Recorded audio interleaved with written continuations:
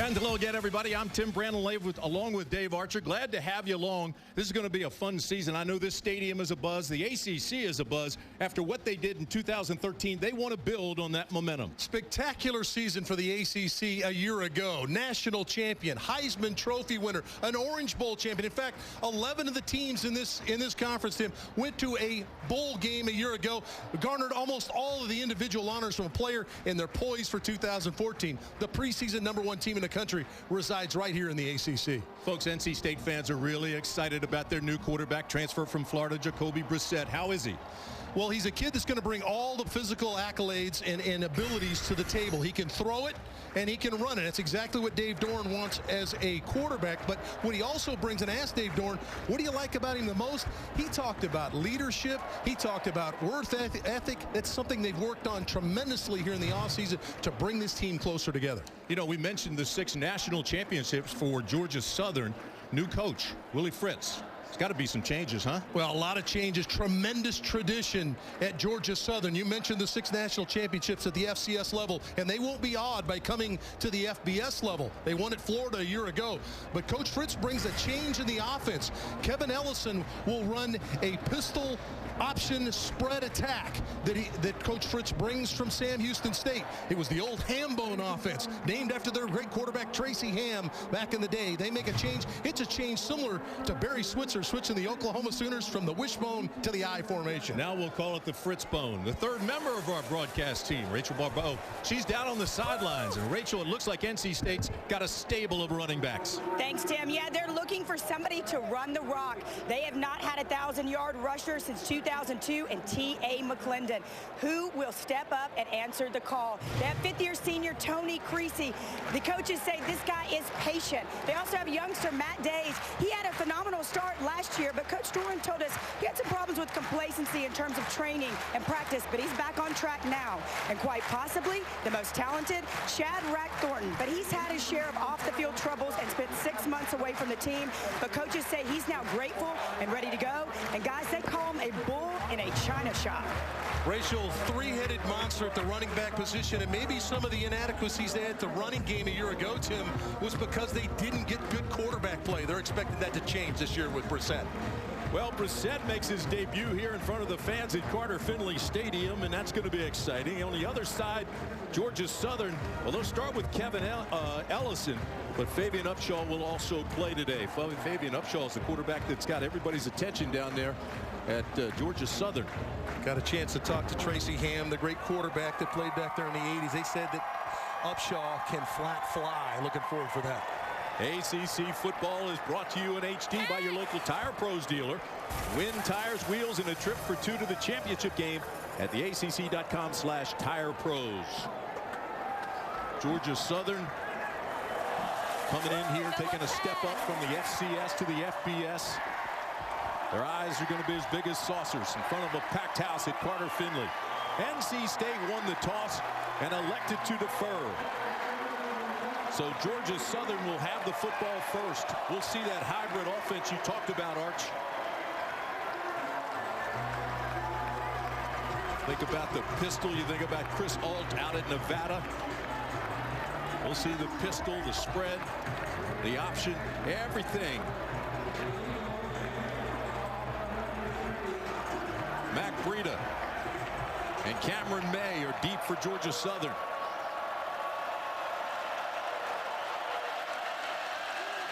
Nicholas Sadie kicks off, and this is not a long kick. It'll be taken at the 1.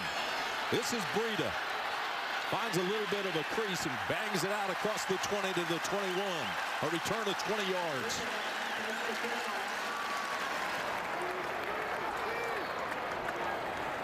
Take a look at the starting lineups. It's brought to you by Food Lion. Georgia Southern is quick. We told you it's a hybrid offense. And they've got a lot of talented athletes.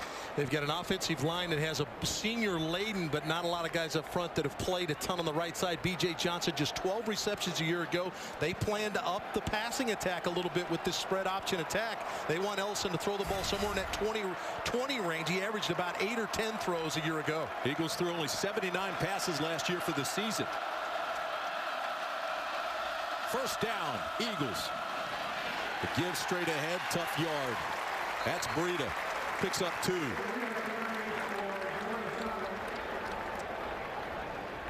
Food Line starting lineups defensively for NC State. This is a defense that will swarm, wants to be aggressive early. Then they want to settle in. Fernandez, the linebacker, is one of the keys, Arch. Redshirt freshman calling the shots. His backup, Artis Moore, also a freshman. So 2 young guys running the show for the defense. 2nd down and 8, almost 9. High snap, bobbled, and they lose yardage. There's the guy you just talked about, Jared Fernandez. Well, and you're looking at T.Y. McGill. The strength of this defense is going to be their defensive front. Number 75, T.Y. McGill, is going to fight through the double team and get around Ellison's legs there. And you find a way. Noel and the linebacker Fernandez also flow and get in on the tackle. Excellent job by T.Y. McGill to set the table for that play. Georgia Southern Eagles must have butterflies the size of eagles. Doesn't matter how much creek water they drink, they're faced with a long 3rd down. They need 8. Try to get to the outside. Nothing happening there.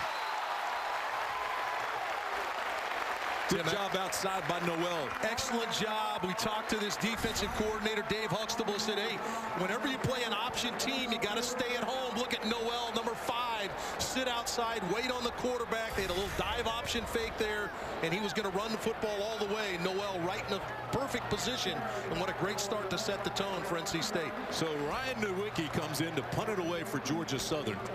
And Braylon Cherry is standing at his own 30. This is a high punt. Oh, it's a good one. This will chase Cherry all the way back inside the 15. Good block on the corner. Ball's loose. NC State gets it back. But that was a 56-yard punt. Morgan recovered the fumble after a return of 7. Food Line starting lineups offensively for the Wolfpack. And again, everybody's looking at Jacoby Brissett. How about the other guys? Veteran offensive line up front. Outstanding group there led by Rob Crisp. Crisp is a guy that's had some injuries, but an outstanding player at that left tackle spot. That's the strength of what they feel like this offense is going to be. As you look at Jacoby Brissett, remember 2 starts as a freshman at LSU, at Auburn. He will not be awed by the opportunity. Tony Creasy gets the started linebacker. Here's a high percentage pass to get Brissett going, but it's dropped. Just a little crossing pattern to David Greenidge. Yeah, a little throw behind what we talked to Matt Canada, the offensive coordinator for NC State. What do you want to do with Jacoby? Hadn't played since November of 2012. He said, I'd like to get him some quick, easy throws. A little bit of nervousness there. The throw behind Greenidge on the tight end throw. Coming off their first winless ACC season since 1959. Needing some early success. Creasy bangs it out to the 34-yard line. It'll bring up 3rd down and long. Defensively for Georgia Southern, this is where they may have some problems. Not a lot of depth, and it is a small, undersized defense. Well, it's a defense that can fly around, though, and it's led by their linebacker, Edwin Jackson. He's a guy that I think has a chance to potentially play at the next level. Not the gigantic guy at 6 feet 230, but he runs. He will play sideline to sideline today. 3rd down and 5. They almost need 6. Empty backfield. Brissett the only one home. He's going to tuck it away and try to run with it. Good tackle at the 39-yard line. He'll be very close to a 1st down depending on the mark. I don't think he got it. Nick Wright came up and made the tackle. Well, he mentioned Edwin Jackson. He's going to blitz right through number 37, the linebacker, and he flushes Brissett to the outside. Now, here's some of the athleticism of Brissett. Not a great runner, but a guy that's very serviceable in the run game, but an excellent job by Georgia Southern to rally up and keep him short of the 1st down. The Eagles needed 5. They got 4. So Will Baldwin comes in to punt it away. He's a good one. And Brandon Thomas is standing inside the 15 for Georgia Southern.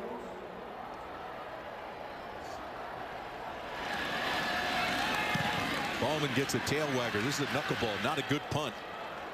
It's taken at the 20-yard line, but it's good coverage. Terrific coverage. A 43-yard punt. And Dravius Wright got down there in a hurry and made the tackle. Timeout on the field. Scoreless game. Great coverage Opening day, Labor Day weekend. We'll be back.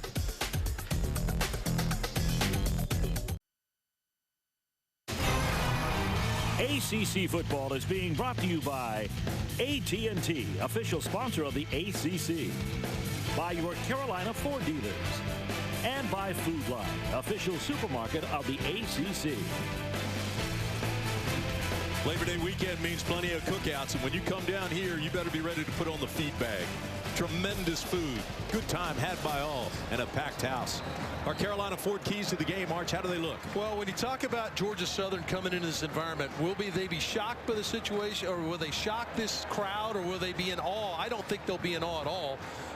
And certainly for NC State, their motto this year, make a statement. We talked to this coaching staff. They want some guys to step up and make that statement today. Ellison back in at quarterback again. We will see Fabian Upshaw. Two quarterbacks that are very, very athletic. Breida still the running back. This is the pistol, made famous by Chris Ault at Nevada. This is Ramsey, and Ramsey, L.A. Ramsey across the 20. That's a gain of 4. When you talk about Georgia Southern's offense, directed by Kevin Ellison, this is a team. We talked about the triple option effect they had last year. There'll still be some of those elements in, and I think you'll be a little bit more diversified with the 3 receiver sets, being able to motion and create matchup problems. Show twin receivers to the bottom of the screen, and Ramsey took it straight ahead. He's close to a first down. I think he got it. Will depend on the mark. That'll be the first down of the game. When you look at this Wolfpack defense, I think they want to be markedly better this year. When you look at their ability to morph in and out of different looks, but the 4-2-5, they want to be aggressive, bump and run coverage on the outside. And Art Norman, the big defensive end, closing in on Mario Williams' sack record just 8.5 away. Georgia Southern gets the first down, goes no huddle, try to pick up the tempo, throw to the outside, and a gain 5, maybe 6. Zach Walker with his first catch of the game. He had 7 receptions last year. That's a gain of 8. Let's go downstairs to Rachel. Yeah, I got a chance to talk to Kevin Ellison, also B.J. Johnson this year. B.J. Johnson said, it's like Christmas for a wide receiver. Are you kidding me? He had 12 receptions last year. He's excited about that happening again this year. Kevin Ellison got all the guys together in the offseason and worked on passes, and he did that himself, guys. Well, it'll be interesting to see if they can protect against this really good NC State defense with the blitzes. Trying to throw deep, got a step, but overthrown. Oh, my. Boy, they set it up perfectly. B.J. Johnson had gotten behind the cornerback, and it was overthrown. Well, Jack Tocho is up, bump and run. We talked about bump and run coverage, and it's an opportunity to take a shot down the field. They'll play fake. They got good protection, and Ellison just not enough trajectory under the ball to let his big-time receiver, B.J. Johnson, run underneath it. But, hey, they took a shot, and that'll affect the defensive coordinator. It sure will. It'll get their attention, won't it, partner? Got a little blitz stirring right here now, and Ellison looks to the sideline, and they're going to change the protection. They saw it coming as well. 3rd down and 3. Handoff straight ahead. It'll be close to another first down. Matt Breida in the ball game, the ball carrier. Breida missed most of the spring with an injury, but he's a high school track guy, and he carries some weight with it. That's a first down, the 2nd of the game, both by Georgia Southern. Now, they ran away from where they thought pressure was coming. You saw Ellison look to the sideline. They checked the play at the line of scrimmage, and Willie Fritz's team got into the right play there to run away from what they thought was going to be pressure off of their left side. Boy, they break that huddle quickly. Line gets down. And again, they go straight ahead, and look out. This is Breida. Breida can flat out fly. He's a track guy. Breida, touchdown, Georgia Southern.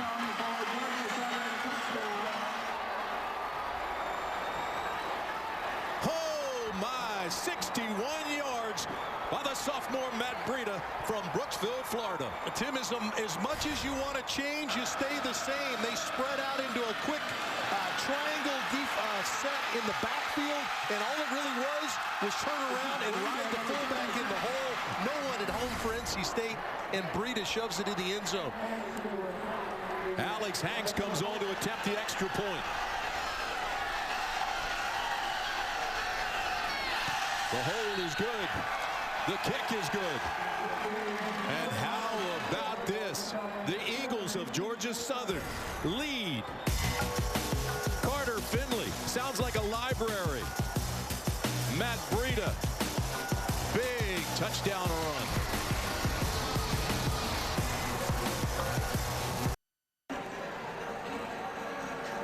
Should not be surprised by this school. This school has won 6 national championships and even taken a step up from the FCS to the FBS. They have now shocked this crowd. Well, Tim, look at the safeties. They're up in the line of scrimmage. We talked about how aggressive NC State was going to play. Those guys have to help out with the block, with the tackling here. Both get caught up in the wash. All it is dive option. Ride the fullback in. Defender comes to the quarterback. He gave the ball to Breida, and nobody home in the back end of the secondary. They got up on the second level, got the linebacker Fernandez blocked, but the safeties got caught up in the wash on the play. You know, we talked to the cornerback Justin Burris yesterday for NC State. We talked about their secondary and how disciplined they have to be when they defend this offense. It is so multiple, and they got burnt up the middle that time. Matt Days will be standing at his own goal line. This is a low line drive that'll go to the back of the end zone, and it'll be a touchback there, so they'll bring it out. But now it's up to the NC State offense and Jacoby Brissett to come alive, because State was outscored 107-48 in the first quarter a year ago, and this is a team that has lost 8 straight ball games.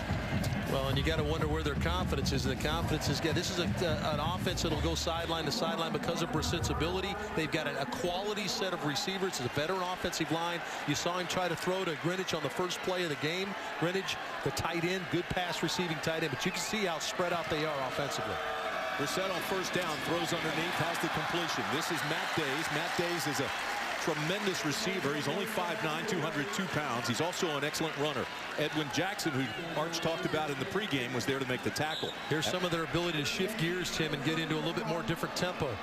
Roll to the left, throw the out pattern all alone out there.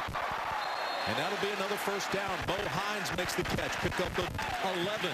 Yeah, one of those early entries, signed and immediately was in school in the spring, had a chance to go through spring practice. One of the freshmen that'll contribute throughout the day. Georgia Southern goes to a 4-2-5 to bring in the nickel back. They stop play.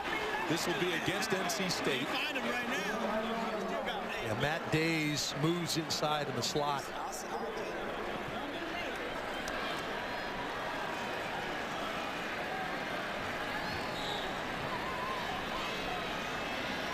So that'll move them back 5.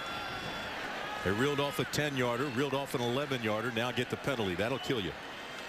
When you look at Southern's defense, they are a base 4-3, and they'll morph in and out of and put 2 linebackers on the field as well. Great speed in the secondary, and we mentioned Jackson, the linebacker. He can run. They just made that adjustment. They went to the 5 secondary guys. Days takes it right up the middle, gets back to the original line of scrimmage or close to it. Well, this is the old chess match, Tim, that we see every Saturday, and it happens on Sundays as well. We're going to sub in, and we're going to go 3 or 4 receivers. Do you bring your nickel in? If they do, then you run the ball. The old adage, run the ball against the nickel, throw it against the base. So trying to get smaller players on the field for Georgia Southern and then run the football at them. Brissett, former top 100 recruit, played with the Gators of Florida. He's had 2 springs here in Raleigh. I know they were anxious to get him on that field today. Here's a little waggle, throws again into the flat. That's a play they've had success on in this drive.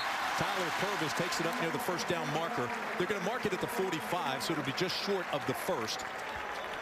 Tackle made by Lenny Richardson. Look at the accuracy here now. The key is, where is the ball placed by Brissett? This is a short throw, but get the ball to Purvis so he can turn and run. Excellent spot with the football just in front of the numbers. Catches it, rolls up the field, and it's 3rd and short. NC State now in Georgia Southern territory. First time this afternoon. Tony Creasy in the ball game for the Wolfpack.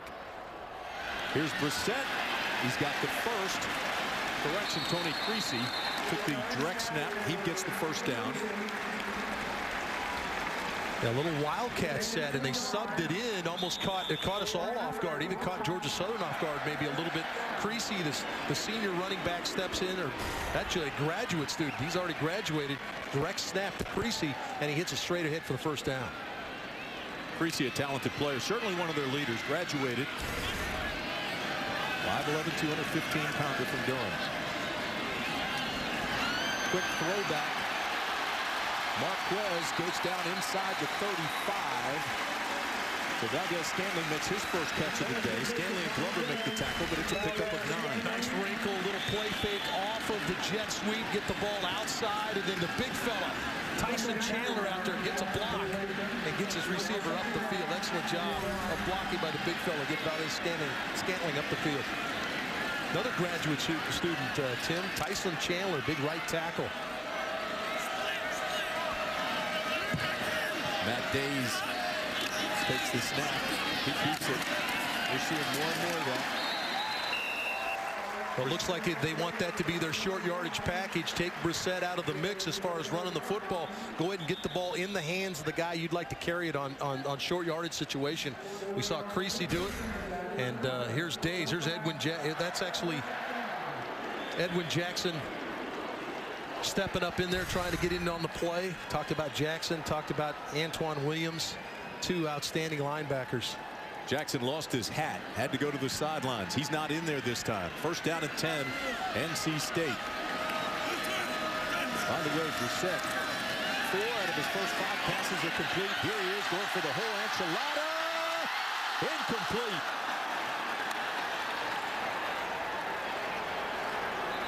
It was intended for Stephon Lewis, the true freshman. Darius Jones knocked it away, but there are 2 players for Georgia Southern who are shaken up.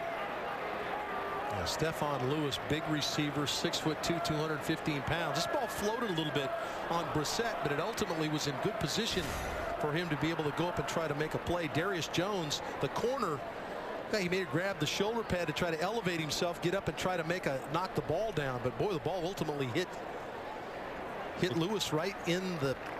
See it how it kind of hung up, kind of a duck type throw, but it looked like maybe Darius Jones got his right hand on the ball to blur the vision of Lewis. Both guys are up. Deshante Gallen and Darius Jones. They both had the wind knocked out of them. So they come over and regroup. It's very hot today. It's in the mid-80s right now, even more than that down on the field, but it's very humid. Well, you can bet that that's not going to bother these guys from Statesboro down in South Georgia. It gets pretty steamy down there now. But it might in the second half. Keep in mind now, they stepped up to the FBS. They still don't have their full allotment of 85 scholarships, only 77. And a lot of those were walk-ons. This is Brissett. He's taken down in a hurry. Actually, he gave it straight ahead and picked up 6. Edwin Jackson back in the ball game makes the tackle. Yeah, the zone read play, Tim, where you're looking for the back to come across. If the defensive end widens, you're going to keep Brissett. I think they'd like to see Brissett run the football some. I don't think they want to make a living on Jacoby Brissett running the ball, but he has to show that athleticism, which he has. Big quarterback at 6'4", 230. And Edwin Jackson, there's their leading tackler from a year ago. Just an outstanding player, great speed. And in on the play there. So they forced a 3rd down in conversion situation. Brissett took a pretty good hit that time.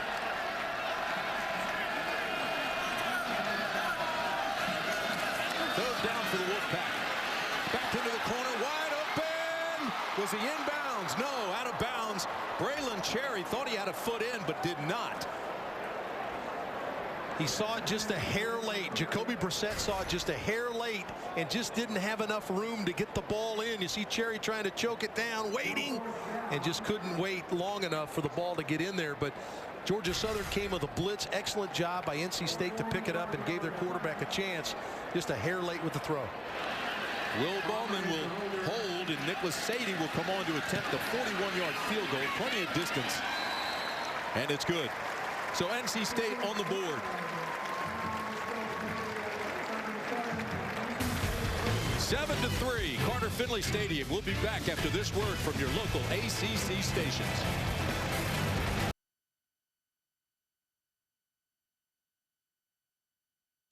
There's 2 things we love here in Raleigh. It's Wolfpack football and Bojangles' famous chicken and biscuits. It's bow time. Yeah! Bojangles was out bright and early this morning as college football kicked off its opening weekend, Labor Day weekend, and NC State fans enjoying the tailgating. Their big bow boxes filled with Bojangles chicken and biscuits and fixins and tea. Remember, folks, it's always bow time when you're tailgating. Dave Archer, Georgia Southern, talked about opening it up offensively, but so far 9 plays, 7 runs. Yeah, and they took the deep shot, Tim, and you know, as a former defensive player, that kind of puts that seed in your mind. that you better be careful, or if we creep too close, and the next thing you know, they pop the run out of there for the big touchdown run by Breida. If you're just joining us and you see Georgia Southern leading NC State 7-3, not surprising when you think that this team got a lot of attention nationally by beating Florida last November in the final game. So they went down to the Swamp, beat the Gators, took a step up into the FBS, and here we are. They lead 7-3. Matt Breida and Cameron May are standing on their own end zone line, and his kick will be taken at the 4. It'll be lost at the 2. Looking for something. Ball still loose, and they get it back at the 5. So they put it on the ground twice and got it back both times. Let's go back to Charlotte and listen in on Tom and Tommy. Thanks, Tim. Time for a Hyundai update. Number 7, UCLA at Virginia. The interception goes to Grayson Lambert, but watch protection break down the backside. Defensive end gets his hand on the ball. Ball flutters. Ishmael Adams, the interception. UCLA up 7-0. All right, Tom, thank you very much. 4:44 to play in the first here. 7-3, Georgia Southern. Well, but the Eagles are backed up. Monster hit, obviously the fumble on the kick, but a monster hit by Hakeem Jones, the starting free safety, and it puts Georgia Southern in the shadow of their own goalpost. Sometimes you come into a stadium like this on opening day, you're the visiting team, you feel like going bear hunting with a stick. Then you add the fact that they've stepped up in competition, so right now backed up at their 5, they've got to be thinking, oh my, here we go. Down there on that end where there's a lot of students from NC State. Going to try to make it tough on Kevin Ellison. And right away they take a timeout. So the first timeout of the game is taken by Georgia Southern. As you mentioned, backed up with all those students down that end in the end zone. And it's a tough way to start a drive. And when you talk about this offense, I think that obviously came out, went 3 and out, and then they got a good drive, the Breida long touchdown run. So I think Georgia Southern has settled into the game. If there ever was a moment where they were a little scared about being here, which they probably weren't, but you mentioned the Florida win. When you look at there's Ruby Tuesday, the game menu. How about the games? You look through, look at the Wake Forest stumbles, excellent win for Syracuse, 2 overtimes, got some big ones coming up. Virginia up on UCLA, and coming up tonight, how about the big ones tonight? Clemson travels to Georgia, and of course the #1 team in the country is going to spend some time in Texas taking on Okie State. That Virginia 7-0 lead over UCLA is huge. A lot of people thought that was an ambush waiting for him in Charlottesville. This is Ellison who takes the ball out to a first down. That'll give him some breathing room at about the 17-yard line. UCLA in everybody's top 10, usually the top 5. They also have a Heisman Trophy candidate in Hundley. Travel across the country, go to Charlottesville, and the Wahoos lead 7-0. Yeah, there's that Monday game too. The in-conference game is Louisville, their first game in conference, as they host Miami on Monday. So a big slate of games on our Ruby Tuesday's game menu. L.A. Ramsey comes back in as a running back next to Ellison. Ramsey was a quarterback during the spring, one of their best players. Gives him a little tap dance across the 20 to the 21, maybe. No, right on the 20. That's a gain of 3. Hakeem Jones with another tackle. He's been active today. Well, and he's going to have to be active. Those 2 safeties, both Hakeem Jones and the freshman Josh Jones, high expectations for both those guys, but they're going to have to spend a lot of time watching what's going on and really reading their keys, as you talked about, against this option attack. 2nd down and 7 for the Eagles. Here's your option. Get it out to the corner. Another first down, and almost broke it. Kevin Ellison showing a little strength with his speed and picks up 14. Well, Tim, in another part of the equation now, it's one thing, and we see a little dive here with an option coming outside. Now the second part of this, hey, you're at home, you're in the right spot where you're supposed to be. Now you got to make the tackle. And how about the blocking on the perimeter? Whenever you get a team that runs option, you can bet the wide receivers know how to block down the field. Dave, we get our first look at Fabian Upshaw, who's just checked in at quarterback. The transfer from Florida International. Runs a 4.3 40. Instead throws the out. It's B.J. Johnson who made the catch up to the 41, gain of 7. Upshaw showing a pretty strong arm, and Hakeem Jones again makes another tackle. Well, these are the one-on-one matchups you have to take advantage of. If they're going to crowd the box with 8 players, then Upshaw or Ellison's going to have to throw the one-on-one matchups outside. They love B.J. Johnson against anybody. 6'1", 210 pounds. You see the play selection obviously weighted towards the run, but good throw on first down there. Ellison back in the ball game. He's with the keeper into the second level across the 45 to the 44. Noel makes the tackle, but it's a gain of 12. Boy, really having a tough time of the option portion outside. There are players in the right position. There's the dive now. Do I keep it? I keep it because, look, that's taken away. So he's got to keep the ball. Nobody for the quarterback, and Ellison hits it up the field. Excellent job there of reading the play by Kevin Ellison. Dave Huxtable got to be scratching his head a little bit and said, boys, we went over this, man. We talked about this. They're going to option us. Had a tough time stopping it so far. Little L.A. Ramsey goes to wide receiver, now back in the backfield, and he's your ball carrier. A tough 2. Thomas Teal will get credit for that tackle. Yeah, and give Teal the credit for the tackle, but get the redshirt freshman linebacker number 4, Gerard Fernandez, some help there too. Our first and 10 line brought to you by YP.com. Even more powerful yellow pages. One app, one site. YP can do that.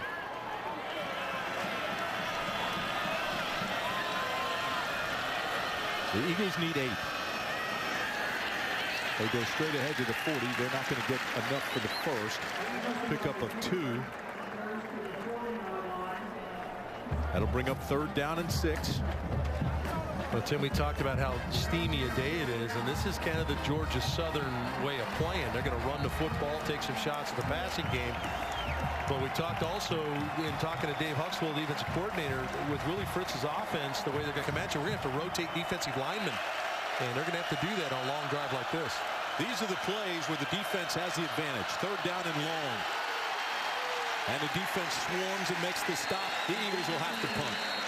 Boy, Art Norman shoots in off the edge. We talked about Art Norman. He forces the play here. They want to run read option here, but Norman's going to come off of the edge hard. And he's going to force Ellison's decision right now. He actually disrupted Ellison's footwork to try to hit it straight ahead, and then a number of Wolfpack defenders rally to make the play. There's the big timer off the edge. Yeah, big old Monty Nelson got over there. He's 312 pounds. Helped Norman. Nowicki comes on to punt, and Braylon Cherry is back at his own 10-yard line. So you assume this will be a little pooch punt. Try to keep it inside the 10, but it looks long. It'll go into the end zone, I do believe. No. Did they down it? They downed it at the 1. A 37-yard punt downed at the 1 by Deshante Gallen. So the end of the first quarter at Carter-Finley Stadium in Raleigh, North Carolina. Georgia Southern 7, NC State 3. We'll be back.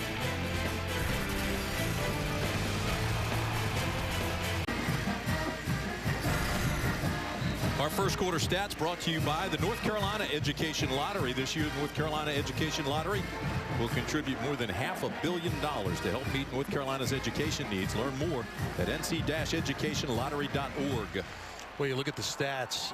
Amazing how well Georgia Southern's come out running the football, spearheaded by Kevin Ellison. They've done an outstanding job with the option attack. Now, NC State shifts gears. They've got the football. They had a good drive the last drive, resulted in 3, but they're backed up here against their own goal line. Shadrack Thornton comes into the ball game. Brissett rolls right, throws it away. Boy, looked calm in the end zone. Chased out by Lanier Richardson. Boy, excellent decision by Jacoby Brissett. He floated out of the pocket, as you said, Tim. He looked very calm here. He's going to set in his own end zone. Excellent pressure off the edge by Georgia Southern. And then he just floats the ball out of bounds. Lenny Richardson coming off the edge for the Eagles. Smart play that he didn't try to fit it in there. So it'll bring 2nd down and 10. Thornton, Cole, out to the 7.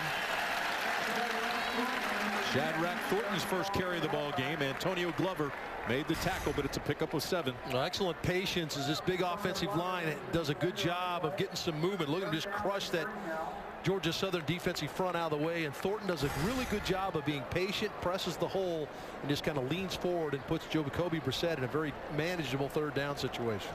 NC State's offensive line averages 316 pounds. 3rd down, need 3, go to the flats. Good tackle, but after they get the 1st down, so they'll move the chains. Braylon Cherry with his 2nd catch of the game. Well, I'm not sure, Tim. This is very close. Cherry runs the quick out in the slot. I don't think he got there. I think he's short, and that's on the young receiver now. He's got to understand where the sticks are, and he came up short of the sticks. Brissett was on the money with the throw, but the sophomore. They're not even going to measure. Yeah, he's a good yard short here. That's Lenny Richardson, who is down. 6'1", 265-pound junior. Let's go back to Charlotte and check in with Tom and Tommy. Thanks, Tim. Time for a Hyundai update. Wofford at Georgia Tech. Zach Lasky for the Jackets in for the TD. Wofford has added a field goal early second, 7-3 Georgia Tech. All right, Tom, thank you very much.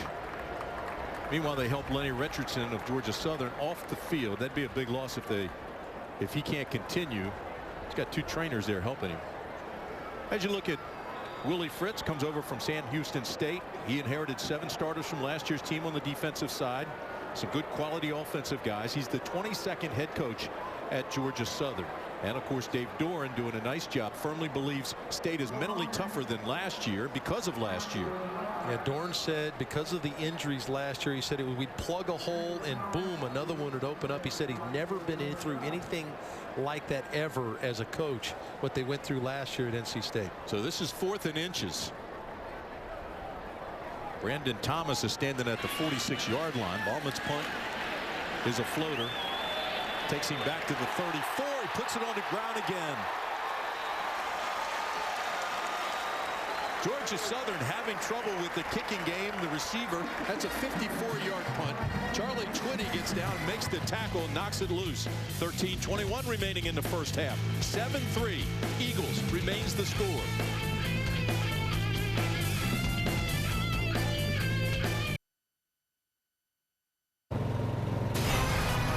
ACC football is brought to you by Haviland, official motor oil of the ACC, and by Hardee's.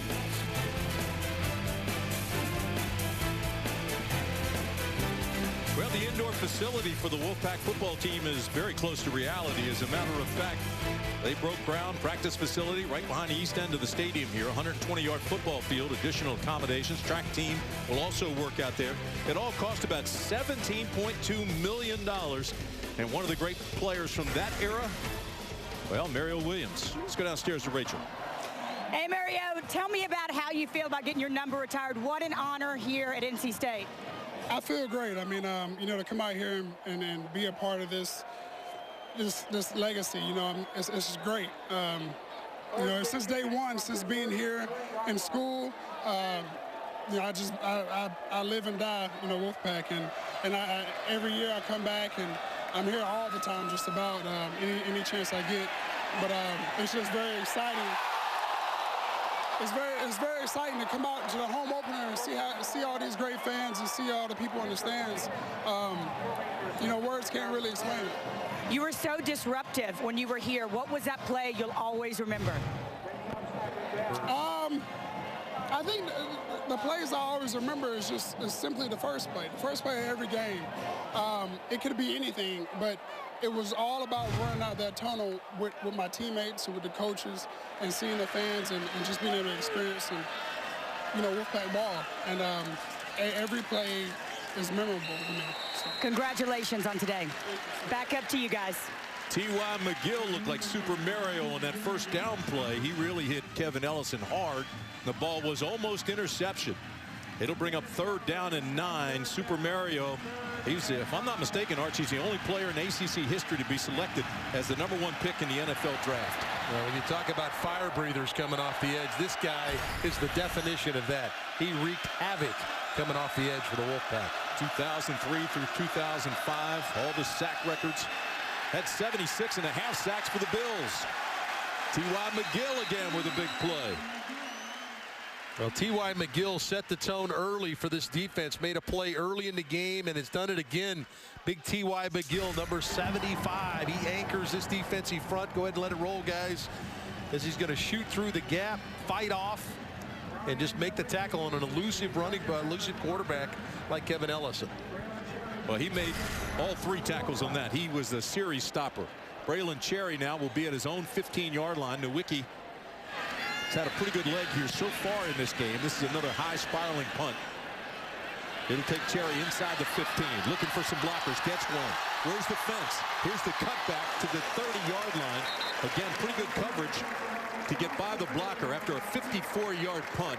Nardo Govan, the tight end, made the stop. ACC Football Challenge is available now on Apple and Google Play app stores. Compete as your favorite ACC team and go head-to-head with with the other fans across the conference. Just download the newly relaunched ACC Football Challenge today.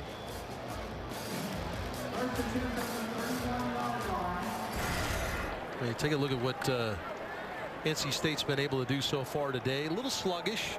Haven't really been able to put one drive together. Everything else it's been sluggish start, and this is a sluggish start to this drive as well, as Georgia Southern making a play on their side of the line of scrimmage. Yeah, absolutely. Tony Creasy had nowhere to run.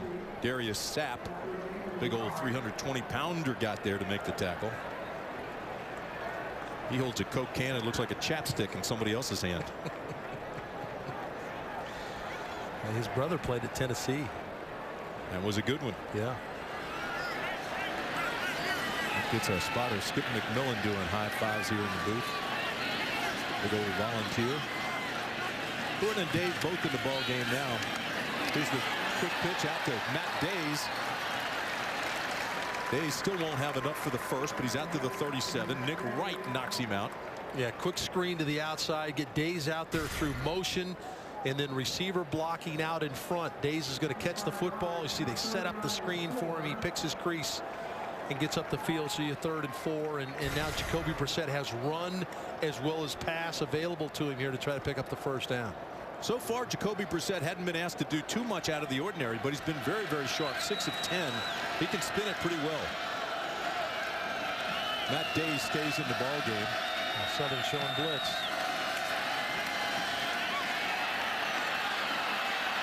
Brissett has it picked off. Brissett throws his first pick at NC State. Returned inside the 10. Touchdown Eagles. Did he step out of bounds? They're looking. It looks like he stepped out at the 15. Oh, what a great read. Brissett rolled way right. Well, it was all set up by the blitz. They brought more than NC State could block. Now Brissett on the move, and he just airmails the throw, and Caleb Williams is standing in behind. He sucks it in and is going to go down the sideline, and the right foot steps out at the 15-yard line. But a big play by this Georgia Southern defense. Yeah, no question about the call. Right and left hit that line. But the run back's officially 28 yards, and they have great field position now at the 15. 15-yard line. Caleb Williams with the interception and the return of 28 yards.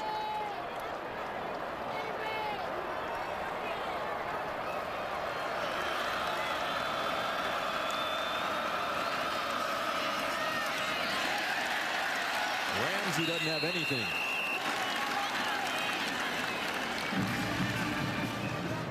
Georgia Southern committing a lot of resources around the line of scrimmage. That time Brandon Pittman, the linebacker, the senior linebacker, did an excellent job of stepping up and stopping the run, and now 3rd and long. But you look at Georgia Southern's red zone offense, they were outstanding in the red zone. Their touchdown percentage was phenomenal. 2nd down and 9. Still not much there. Ramsey again, nowhere to run. You know, again, he had an excellent spring at quarterback, but they moved him back to running back because he's one of the best players on the field. And obviously, Willie Fritz wanted to get the best players on the offense and everybody in the game. Now, Colerain High School, Cincinnati, Ohio, is Ramsey's home as a dual threat quarterback. Cincinnati High School Player of the Year. But the quarterback is Kevin Ellison. He's faced at 3rd and 7. Drops back into the gun.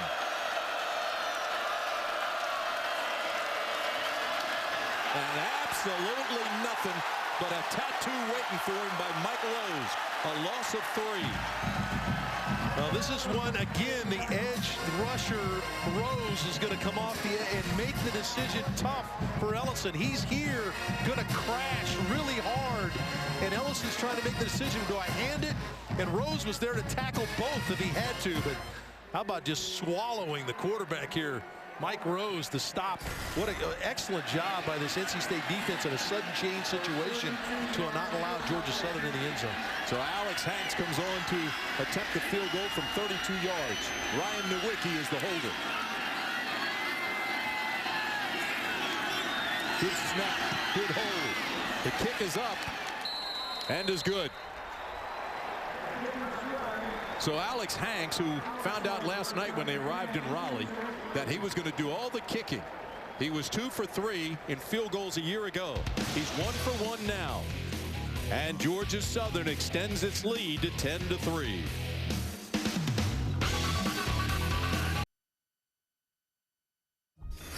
You are watching the ACC Network, an exclusive production of Raycom Sports. Also streaming live now on the ACC.com and on the official ACC mobile app. 175 affiliates in 38 states this season carrying this game today. Our score here,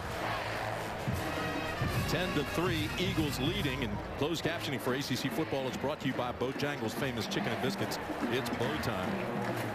A lot of our friends, including my son who played football for UCLA, letting me know that we had the score wrong on the screen and that UCLA is pulling away, although he says the Bruins look sluggish, had touchdowns called back and missed field goals like they did against Nebraska last year, but they're pulling away in Charlottesville right now.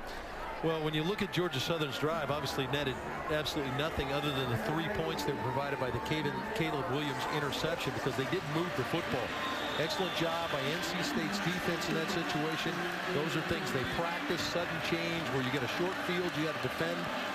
And not a very good job by Georgia Southern to cash in on a golden opportunity there provided by Caleb Williams. Yeah, that's a good point, Dave.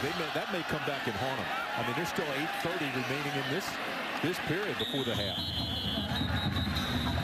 Well, UCLA defense, as I just mentioned, is certainly doing it, which makes my son Kevin proud. Let's go back to Charlotte and see what Tom's saying about it. Tim, Tom, and Tommy in the studio for a Hyundai update. UCLA and Virginia, and the Cavs turn it over again. The Cavaliers have struggled with turnovers during the Mike London era. 2 turnovers, 14 points. Randall Goforth went 75 yards, and it happens again. Lambert intercepted by Eric Kendricks. 21-3, 3 defensive TDs in a single quarter. Well, Tim, when you talk about what UCLA, they're a top 10 team, and all the talk has been about their offense. Brett Hundley and the quarterback for Virginia, that's got to just be deflating for their defense, playing really well and keeping Virginia out of the end zone offensively. Yet their offense has just been a nightmare, turning the ball over 3 times for touchdowns. Yeah, I don't think there's any question Mike London on the hot seat there. This just doesn't help him, although he's opening up against an outstanding football team. This ball overthrown by Brissett. It was intended for Valdez Scantling. Well, Jacoby Brissett playing for the first time in a long time, and as you watch his day unfold, a few scramble plays, he's taken a couple of shots deep, the one we just saw before, that one there, and then here on the run makes a poor decision with the football, or really an accuracy decision there with the football that ultimately results in the interception. But kind of a mixed bag so far for Jacoby Brissett so far. Here they go to the outside. This is Thornton. He can fly around that corner. Gets knocked out of bounds on the 42-yard line. Steve Williams knocked him out, but not until he gained 13-yard line. He picked up 13. Talented football player, Tim. This is a guy that had 173 yards rushing against Florida State a year ago. State, little hurry up. They didn't have the first down chain set. Quick toss outside. That's Lewis has it. The true freshman. This is something an offensive coordinator, Matt Canada, wants to change the tempo. They've been a little stagnant offensively. Let's shift gears here and go a little up-tempo. Pick up of 9. Not going to get the first. Good tackle. Jonathan Alston made the catch, but Deion Stanley came up fast, the nickelbacker. Well, I think you made a good point there, Tim. The tackling, it's been very clean for Georgia Southern so far in the game. They've done an outstanding job of making tackles in the open field, getting a lot of hats to the football. So that's been impressive. You know, Dave, one thing that Georgia Southern did not do well last year was turn the ball over. They couldn't get turnovers, couldn't generate turnovers. Dobson and Stanley, they'd combined for 5 interceptions, but they had only 12 turnovers all last year. Tony Creasy in the ball game. Here's Creasy around the corner. Look out. Creasy into the second level, and he gets knocked out of bounds inside the 45. They'll mark it at the 42. A pickup of 11, and here come the Wolfpack. They get a good block on the edge. Devin Connor, the tight end, gets a good block on the edge and gets Creasy outside in that Wildcat set. That's become their short yardage remedy right now. 3 third and short situations, they've gone to the Wildcat set. Timeout, NC State. Dave, you mentioned it. They have a chance here to tie the score after Georgia Southern did not get a touchdown with a golden opportunity. We'll be back after this word from your local ACC station.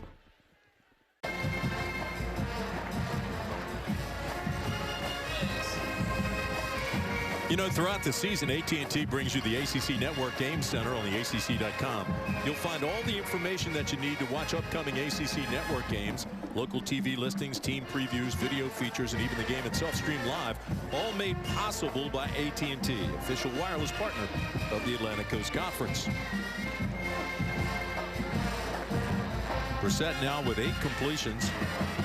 He's distributed it to 7 different receivers. So he seems to have acclimated quite well. Yeah, I think that it's still been a little bit of a knock in the rust off scenario for him. I think we'll see him get better throughout the game. There's the give straight ahead. Shadrack 40. He picks up 4. Boy, he's such a talent. Last year he ran for 768 yards. He had those 2 100-yard games, including that 173-yarder against Florida State with 2 touchdowns. Well, this is a team, and they want to get back to some of their identity is run the football, be physical. They haven't had a 1,000-yard rusher. You got to go back to 02, T.A. McClendon, the last time this team had a 1,000-yard rusher. They'd like to see someone in that streak this year. Yeah, I don't think it's just the runners. I think that, you know, since Phillip Rivers' last game, 2003, the offensive line has been a code red. Braylon Cherry picks up 3. But you mentioned that earlier. I mean, the offensive line this year seems to be coming together. Could be their best in years. Well, this is one of the wrinkles they want to put in. Not only want to run the football in the middle, the good blocking on the outside, the perimeter, the receivers doing a good job on that jet sweep. To be able to run the football on the perimeter and obviously between the tackles is what's going to give you that good 1,000-yard rush, or at least an attack that you can hang your hat on for Dave Doeren. Well, they're putting themselves in good position here. 3rd down and short. Step up, got the first down. Ball's loose. And Georgia Southern has it if it's called a completion. No, incomplete pass. Well, I thought he had it. Bo Hines was the intended receiver. Glover knocked it loose. Let's see if he had possession. Yeah, got to come inside on the slant, squeeze it, really turn, and then Glover with the big hit. Wow, that's one. It certainly looked like I thought he took a step. He took a step with the football. It's a bang play, no question about it. Give Glover a ton of credit. Watch, he put the helmet right in there on the ball. Good hit by the Georgia Southern Eagles safety and got the ball out of there. I thought he had it. This will be a 52-yard field goal attempt by Nicholas Sadie. He's got a strong leg. He's got plenty of distance. And it is no good. Now 0 for 1 a year ago from 50 yards plus, and that time just a little bit wide for the Pack kicker. We'll be back.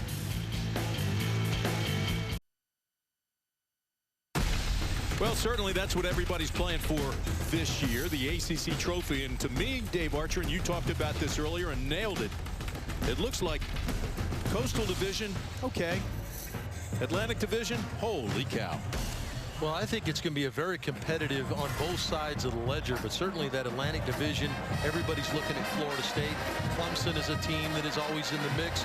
But I think teams like NC State, some of these teams that are kind of laying in the weeds, are going to surprise some people. And I think that obviously NC State needs to get it rolling here a little bit, but I think the Atlantic Division has got Florida State sitting there and everybody's aiming at it. I agree with you 100%, but that Atlantic Division at the top, Seminoles, Clemson, Louisville, wow. ACC loaded. Straight ahead, not a whole lot. Gain of 1. Let's go downstairs to Rachel Barbeau. Rachel? Yeah, I just heard Coach Ryan Nielsen talking to his team. He said, they're smaller, knock them back, the defensive line. He said, it's fundamentals out there with the option, okay? It's all about your eyes. It's all about your feet. It's discipline. He calls these guys war daddies. They say they'll be successful if they pound the run, pound that quarterback, and play like war daddies. Yeah, and they rotate 8 players through that defensive front to stay fresh. Not much there for Ellison that time on the option. You know, it's the same philosophy, though, for the offense. They've got to let their eyes move their feet, especially on the option. Let's watch that big defensive front now. Try to eat up blocks, play on the Georgia Southern side of the line of scrimmage. Really a good job by the front four as Rose, 90, folds in from the backside to make the tackle on the quarterback for a middle gain. 3rd down and 8. Georgia Southern may be getting a break here as a cloud cover comes in. Dims that sun and maybe takes some of the heat off. They don't have as much depth as NC State does. Steps up. Dangerous throw, tough throw, but a great completion. Boy, that's a spectacular throw. Gets the ball out there to Zach Walker. Walker's in the slot. But how about Ellison, who's known about, about his ability to run the football. Watch him stand in here. Pressure coming. Those big guys are fighting as hard as they can. He couldn't even follow through to make the throw. Walker, 9, working the slot. Well thrown ball on time by Ellison. Move the chains. Yeah, I agree. Well, what a great point you just made, Dave. I mean, and this is a guy that took a tremendous shot from T.Y. McGill in the last series, so he's still not gun shy. 1st down, Eagles, left side. Ramsey finds a little bit of a crease and makes 5 yards out of it. What do you have, Rachel? Yeah, Matt Breida has ice on his right shoulder. I just talked to their head trainer, Brandy, and she said it's precautionary. We're going to try to put him back in the 3rd quarter. He has not had x-rays, guys. He's resting on the sidelines as we speak. Matt Breida had that 61-yard run for the touchdown through the middle with 9:07 to play in the 1st quarter, so they'd love to get him back in the ball game. He's a high school track guy that showed his speed early. Well, you'd like to have him just in the game simply because of the rotation at back. Whenever there's a timeout by NC State as they're trying to find a way to get the right personnel on the field that 3rd short. But the rotation at running back is disrupted, Tim, as one of the guys stands on the sideline. ACC and your local Toyota dealers are unlocking the ACC archives. You can relive over 60 classic football games, all for free. 4 years ago, NC State rallied to defeat number 16, Florida State. The Wolfpack, led by Russell Wilson, who ran for 3 touchdowns. Christian Ponder and the Seminoles had a chance to win in the final minutes, but fumbled near the goal line and sealed the upset, 28-24. Visit theacc.com/vault. Brought to you by Toyota. Let's go places. Tim, let's look back and see if we can figure out. We think we've located where Breida took the shot. Remember, he fumbled the kickoff after the successful NC State field goal. Big hit right there. Ball comes out. Looked like the linebacker Pittman came in and laid the lick on the kickoff return, and that may be why Breida's on the sideline. Ramsey bounces outside, has another 1st down. He's inside the 40. Rodman Newell makes the tackle after a gain of 4, but again, Georgia Southern on the move. Really controlling the line of scrimmage. A bit of a surprise that Georgia Southern has been able to have their way after the 1st series of downs. Have really kind of dictated the pace of play here. Give that big group up front, the offensive line, a lot of credit. Clock continues to move. 3:10 to play in the 1st half. Sun comes back out. Heat goes back up. Flag flies, and the ball overthrown.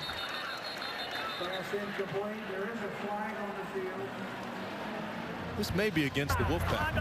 Offside, 35 defense. It's a 5-yard penalty. Still 1st down. So Contavious Street was offsides. A reminder that today's coverage for ACC football is being broadcast on AFN. That's the American Forces Network, and we welcome the nearly 1 million men and women of the U.S. Army, Air Force, Navy, Coast Guard, and the Marines stationed around the globe in 175 countries. We're so proud to have you with us, and we hope you're enjoying the broadcast. Sure appreciate what you do for us every single day. This is Devin Scott And absolutely nothing there. A loss of 1. Excellent job by Arias Moore, the rookie, or the freshman from Beaver Creek, Ohio. Beaver Creek High School, 58 right here, going to knife in, step around, make the play. Boy, you talk about filling. That's big time play by a freshman linebacker. 2nd down and 6. Good timing pattern, little hook to Zach Walker. He's open in the hook area. 7 yards is the pickup. Well, certainly enough for the first. Yeah, and really good understanding of what Ellison needs to do as a passer. We talk about him as a runner, having an understanding there in that short yardage situation that I've got Zach Walker going to run that little hitch route in the slot against the zone, just getting the football as soon as he turns around. So excellent recognition by the sophomore quarterback. 1st down and 10. Georgia Southern. The keeper straight ahead by Kevin Ellison. Known as an elite runner, but picks up nothing there. Drew Davis made the tackle. Yeah, continuing to roll that defensive front. Drew Davis now in the game. You can see all 8 of these guys that will rotate in as NC State's defensive ends and defensive tackles do an excellent job understanding the scheme, and they're all very active. Sophomore out of Raleigh, North Carolina, Drew Davis. This is the 10th play of the drive. 2nd down and 9. Ball in the 27. And again, they go straight up the middle, and there's not much there. Trajan Priest and Rondon Newell, the linebacker, stepped up and made the tackle. Well, this is what the activity that they're going to be defensively differently. Here's Nowell here. He's just going to read it and shoot and hit the gap and make the play. Just steps past the block of the right tackle, Kluge, and makes the play. Just excellent read and recognition. Senior linebacker makes the play. So Kevin Ellison needs to manufacture something here on 3rd down and 11. They should be within field goal range, but they need 6. Johnson and Walker go to the top of the screen. 3 of 7 on 3rd down conversions this afternoon. Ellison rolls right, throws over the middle. Touchdown, Georgia Southern. Kentrella Showers came free in the back of the end zone, and the Eagles have scored again. Boy, again, unbelievable recognition by Ellison. It looks like they actually are trying to design him to get outside on the delay sweep type play. He goes back, and then all of a sudden starts to flush, and then he finds Showers, who'd gotten in behind the coverage. Excellent throw, well-thrown ball on the move. Showers elevates, catches it at the highest point, and it's another touchdown for Georgia Southern. Extra point attempt. Snap, hold, yes, sir. And it is Georgia Southern 17, NC State 3, and we hear the first boos coming out of the stands at Carter Finley. Kentrella Showers, he's a senior, only had 4 receptions a year ago. Let's go back to Charlotte and get an update from Tom and Tommy. Well, Tim, thank you. I want to let you know what's coming up on the Hyundai halftime report. Coach, Virginia and UCLA and the Cavs are hanging tough despite giving up 3 defensive touchdowns to the Bruins. Even though 2 of the 3 turnovers were not the fault of Grayson Lambert, the Virginia quarterback, they had to go with Matt Jones to change momentum. Yeah, Matt Jones came in and threw a touchdown pass 21-10 at halftime. The Hyundai halftime report is coming up in just moments. Tim? All right, Tom, thank you. And, of course, UCLA had 2 touchdowns called back. And so, I mean, that game, you're right. Virginia's hanging around at home. Look out in the second half. Well, just doing a really good job defensively. Let's take a look at that touchdown. Kentrella Showers is in the slot here. Going to kind of lean here and then get up the field. And Dravius Wright is going to get caught leaning with the little move. Got caught outside. And Kevin Ellison saw it and put it on his big receiver for a touchdown. Ellison, it looks like he floats and is going to run for the first down, and has his eyes up the field. Good throwing posture. Saw his big receiver Showers down the field and makes a good throw on the move. Matt Day standing at his goal line will go about 4 yards deep and put it down there. So with 34 seconds left, he doesn't run it out. They'll bring it out to the 20, and that's where things will start for the Wolfpack. Well, now the onus squarely on the shoulders of this Wolfpack offense. They've moved the ball some. There's been a little bit of a mixed bag in their ability to move it between the 20s. Now it's time to step up, and they're going to have to really put something together here and put some points on the board here in the waning moments, if they can get in field goal range to try to put some points on the board. Meanwhile, big game up in Baltimore, Maryland today, and Navy has jumped out on Ohio State.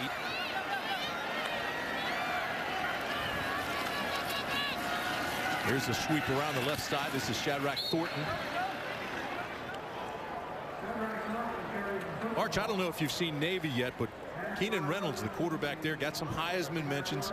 First time that's happened since Roger Staubach was there, certainly in the 1960s. But excellent player, Tim. We had a chance to do him here on the ACC network. They played at Duke a year ago, and Duke, with that really good defense, really shut the door on Keenan Reynolds a year ago. So another opportunity for him to show what he can do. Second down and 9 for the Wolfpack, trying to get some points on the board before intermission. This will be a first down to the 42-yard line. Clock is at 23 as they move the chains. It's a pickup of 15 to Greenwich. NC State with just one timeout, trying to hold that in their pocket if they could get field goal range to use that there. Clock starts again. Brissett steps up in the pocket, buys some time, throws underneath. This is Alston. Alston moves the chains again, I believe. Well, this is where the understanding as a quarterback has to come into play. Remember, Brissett has not played very much.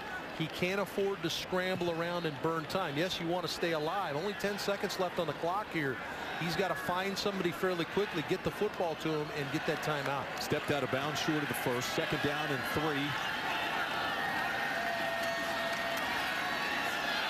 8 seconds, 7 seconds. Brissett inside the 40, trying to get down in field goal range, but he's not going to make it. 1 second left on the clock. It was a pickup of 15. It looks like just 1 second left. They're going to get a chance to get Sadie in the game for a field goal attempt. The Georgia Southern fans that are here are booing. They thought time should have expired. But there is 1 second left on the clock.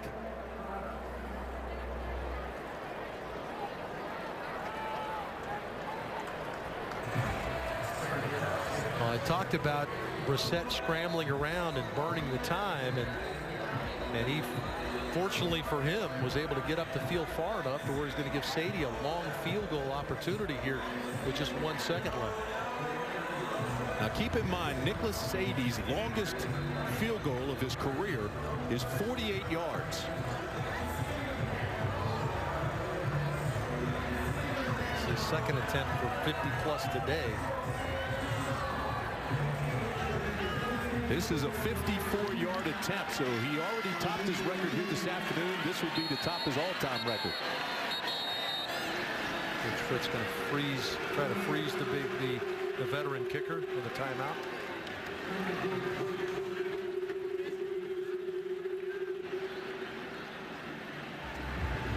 Well, a reminder, next week we'll travel up to Clemson. Head coach Dabo Swinney now in his 7th season, and this is a talented football team. Orange Bowl winners, but you look at returning stars and the key losses, big. Yeah, well, you don't replace Sammy Watkins. I don't care who you recruit. They've done an outstanding job of recruiting, but the defensive group this might be Dabo Swinney's best defense he's had since he's been the head coach at Clemson, led by Vic Beasley, a fire breather coming off the edge for him. But should be a lot of fun to watch. Clemson coming off an Orange Bowl win, big win over Ohio State after last season. So I think there's a lot of high expectations for the Tigers. So Nicholas Sadie, who had a 41-yard field goal earlier in this ball game, his longest is 48 yards, and this would be from 54. That 41-yarder could have been good from 60. Yeah, a little surprised here that Coach Fritz doesn't have somebody standing underneath the goalpost here. Long field goal. If he doesn't hit it perfectly, it may not get out of play. And with all those big guys on the field, you might have a return. We certainly saw that last year in a fairly famous game, did we not? Did we ever in the Iron Bowl? This is not going to make it, is it? Oh, yes, sir, but it's wide right. He had the distance, but it was right.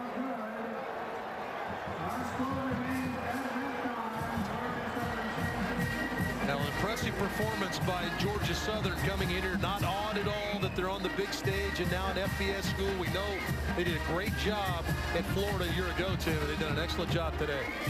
Let's go downstairs. Rachel Barbeau. Coach, your program has a reputation of being giant killers, not afraid of the big game. Talk about the play of your quarterback out there. I think Kevin's played really well. You know, it's a lot different when it's all for real right now. Some of the guys get a little tired, a little hot out here. We just got to keep fighting through. We got 30 big minutes coming up. What about your defense holding NC State to 120 yards? Really playing well right now. We're doing a good job of staying over the top, and we got to continue to keep doing that. Good luck, Coach. Thank you. Back to you, Tom and Tommy. Rachel, thank you. Wow, 17-3. Georgia Southern has the lead. A couple of missed field goals, too, also for NC State. Could have more points on the board, but Georgia Southern has come to play today, Coach. Well, Jacoby Brissett is rusty, but you can understand why. He hasn't seen live bullets in a long time. He needs help. He needs help from his receivers, and he needs help from the running backs. Yeah, he's a transfer from Florida who has not played in over a season, played in 9 games for the Gators. For NC State, you got to find some answers here if you're Dave Doeren. Try to get the offense rolling with Brissett, but Georgia Southern, they're still kind of sticking to the old game plan that helped them beat Florida last year. Well, if you watch this game, Tom, it is big plays. You watch big completed play-action pass plays and long runs up the middle by the fullback. But again, you get the attention on the play-action pass, run up the middle, then all of a sudden you suck those safeties in, play-action pass. It's the same formula that he used last year versus Georgia Southern with success versus Florida. Different coaches, but a very similar offense. See if the Wolfpack has the answers as they go to halftime, trailing 17-3 to Georgia Southern. They open this game with a 61-yard TD run from Matt Breida in the first quarter. 17-3 is our halftime score. The Hyundai halftime report is next.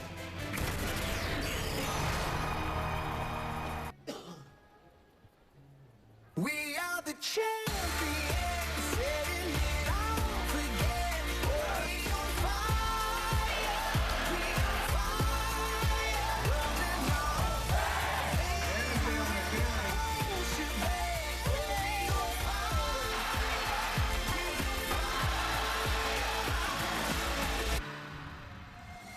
All season long, Gavin DeGraw will kick off our telecast with his new hit single, Fire. Fire now available on iTunes, so check it out. His new album, Finest Hour, the best of Gavin DeGraw, hits the stores on October 21st. So mark your calendar. It's great to have Gavin with us all season long on ACC football because, folks, he is a winner. Welcome back inside Carter Finley Stadium, everybody. Tim Brand along with Dave Archer, and it was, you said at the beginning of the game, shock or all for Georgia Southern. So far, it's been shock.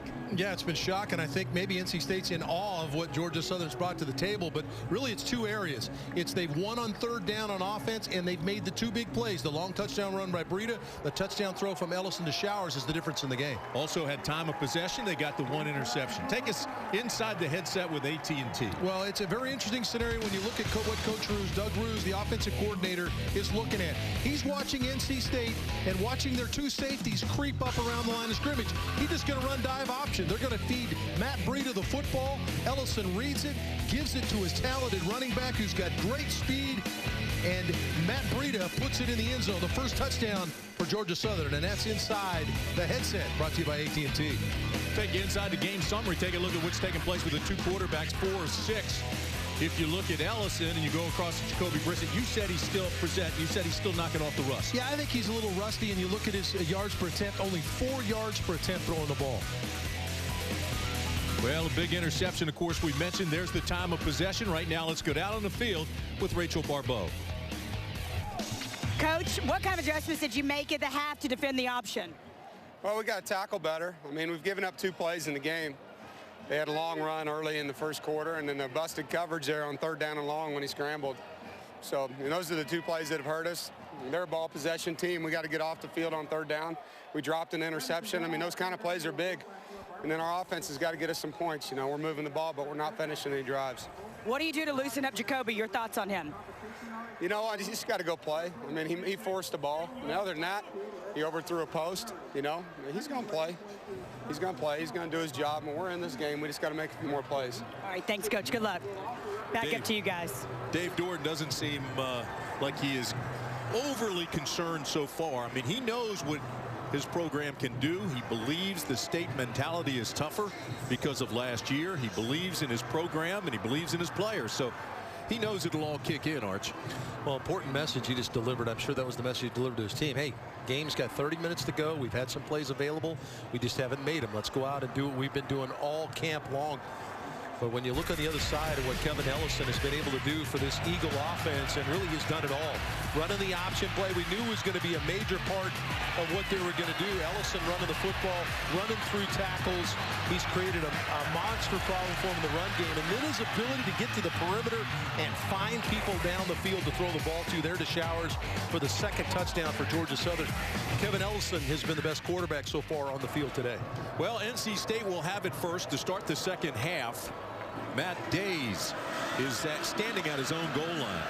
So Alex Hanks, who's had a strong leg today, gets a low liner. This will take him back about 3 yards into the end zone, and he will down it there. ACC football is brought to you in part by HD, your local Tire Pros dealers. Win tires, wheels, and a trip for 2 to the national championship game. The ACC.com/TirePros. And I think you will get back. Coach Canada will get the offensive coordinator for NC State. Just get back to what they were doing early in the game. Get Jacoby Brissett going a little bit.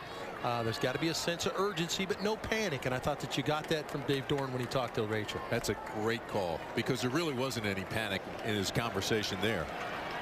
He may have lit him up a little bit in the locker room, and that's all good. Here's the cutback, and again, a good tackle by Georgia Southern. Defensively, they've done a nice job. Lenny Richardson, he stops the ball after a gain of 3. Well, you mentioned it there, Tim. They have tackled extremely well. I think when they've been in an open field, have NC State runners, they have not been able to break tackles or extend into a monster play, and really give Georgia Southern a ton of credit for open field tackling and getting a lot of hats to the football. The Eagles gave up 160 yards rushing per game a year ago, but here's a big gain about Days. He gets to the outside, got the first down, and crosses the 40-yard line.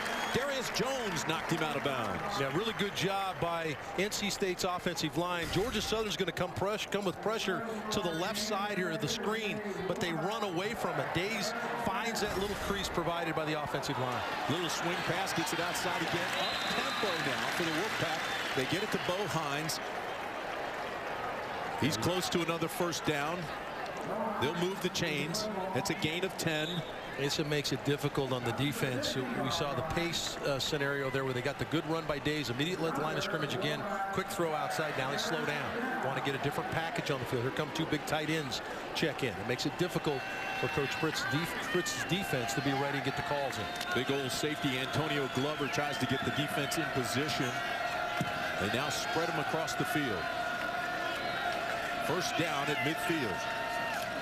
Brissett, play action. And he's going to go down hard. He throws it away, but he was in the grasp of Jonathan Battle. That'll be a sack.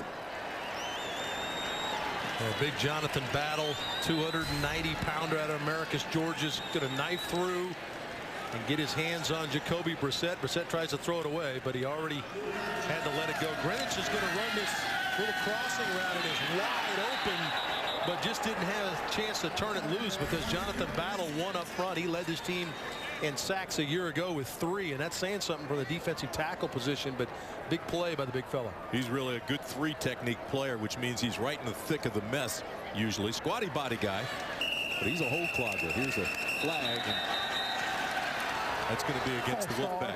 Number 54 offense. It's a 5-yard penalty.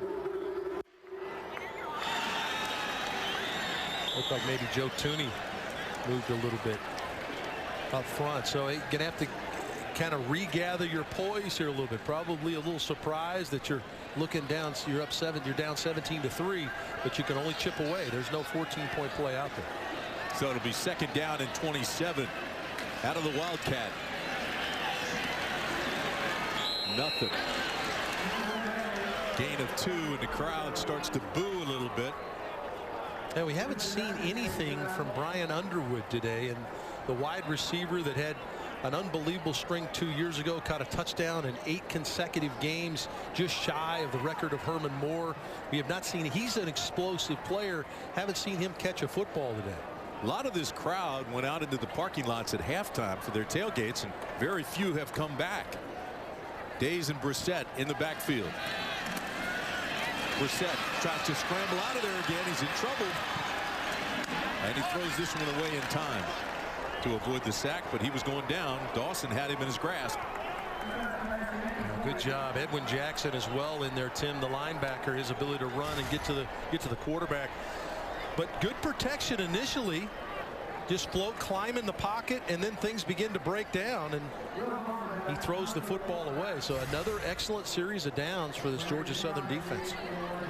So Will Baldwin will kick it away. Brandon Thomas is only 5'6", 165 pounds. He's your return guy, standing at the 23.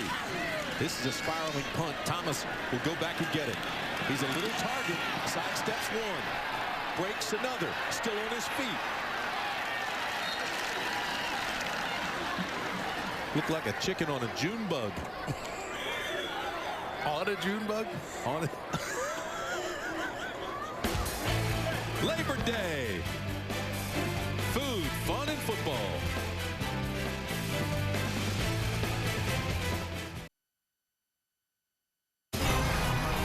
ACC football is being brought to you by Geico, official corporate champion of the ACC.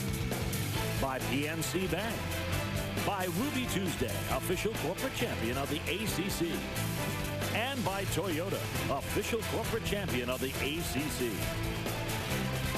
17-3 is our score here. Georgia Southern leading. PNC Bank. How about that? Let's go downstairs to Rachel. She's got more. Absolutely. Jarvis Byrd is a guy on this defense that it is the heart and soul. You wouldn't believe it if I told you. He has had 3 knee injuries. Count them, 3, and has come back from all 3. The entire team has taken a lot from him. They say he is their inspirational leader. The coach has even changed his number because he's #1 in their book. All right, Rachel, the PNC Bank hardest working player, Jarvis Byrd. Inspiration for a lot of folks. Give the ball straight ahead. Carries tacklers. L.A. Ramsey picks up 2, maybe 3. T.Y. McGill, the 290-pounder, makes the stop. Well, Georgia Southern has really done a really good job at playing at their pace. Coach Fritz has talked about being able to control the game on his side of the line of scrimmage. They really have done that. I think they've stayed in a good situation and a play call situation all day.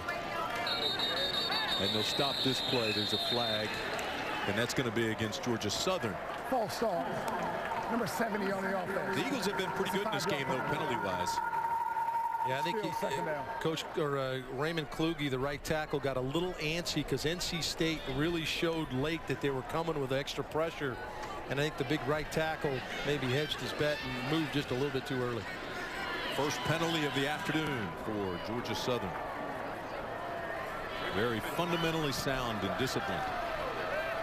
So it'll be 2nd down and 13. And again, they go up the middle, but there's nothing there. T.Y. McGill is playing a terrific ball game. Makes the tackle. Our 1st and 10 line is brought to you by YP.com. 4 powerful yellow pages, 1 app, 1 site. YP can do it all. This has been a good series so far for the defensive front for NC State. They forced Georgia Southern into 3rd and long here. Devin Scott comes in the ball game for the Eagles. Ellison needs 13 for the first. Throws a little flanker screen, but it's well defended, and Georgia Southern will have to punt. A really good job by Justin Burris, the corner, because he kind of clogs it up. He really plays off the block outside and allows Hakeem Jones, the safety, to come in and make the tackle. So really good job by the 2 secondary players there to limit that.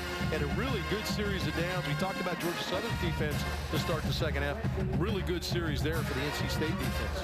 Hakeem Jones, one of the best tacklers on the state team, 61 tackles last year, 2nd on the team. Nowicki now will punt it away. Braylon Cherry is standing at his 20. Got a feeling Georgia Southern in a very, very dangerous part of this game right now.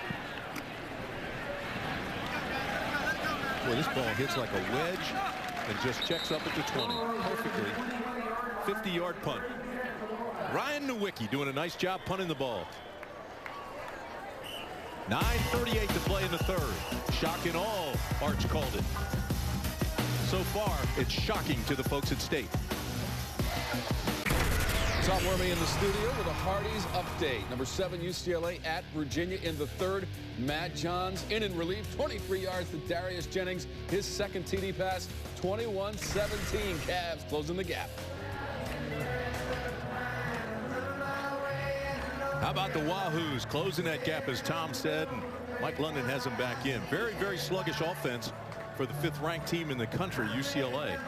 Well, hey, give Virginia some credit. They've got some people coming back on that defensive side of the football for John Tenuta, and obviously have played extremely well today, limiting what Brett Hundley and that offense has done for UCLA. Hundley's a Heisman Trophy winner, and most of those points came from defense. Well, you look at what's gone on for Jacoby Brissett, thrown the ball well from an accuracy standpoint, 20 yards and in, but no shots down the field, no big plays down the field, and really, when you want to try to jar an offense loose, you'd like to try to have an explosive play or two. I mentioned Brian Underwood in the last series of downs. Underwood has not caught a pass yet, and it'll be interesting to see if they try to find a way to get the explosive Underwood the football. So NC State now takes the ball, first down and 10 at the 20-yard line. Here's the give straight ahead, big hole into the second level. Days picks up more than a handful there. It'll be short of the first, but a big gainer on first down. Give him 8. Came out of a 2-by-2 set that time. 2 wide receivers on either side of the formation, split wide, try to spread that Georgia Southern defense and hit Hayes straight ahead. You know, Days, I'm sorry. From Torrey Holt and Russell Wilson and Mario Williams and David Amerson, this is a proud program. You expect them to come back. Set in trouble. And that's going to be incomplete. Stepped out of bounds, came back in, and Braylon Cherry gets knocked out of bounds. Well, he got himself in his own world of hurt here. He fumbles the snap. Ball goes right through his hands. He's going to fake the handoff and didn't watch the ball into his hands, so the fumble or the snap slips right through his hands. Did an excellent job of getting rid of the football. Showed his athleticism there, but created his own problem by not catching the ball from center. The point I was going to make, Arch, about this program, I mean, they've got a great tradition, but a lot of this roster, they're still introducing themselves to each other. This is one of the youngest teams in the nation. Here they come around the corner.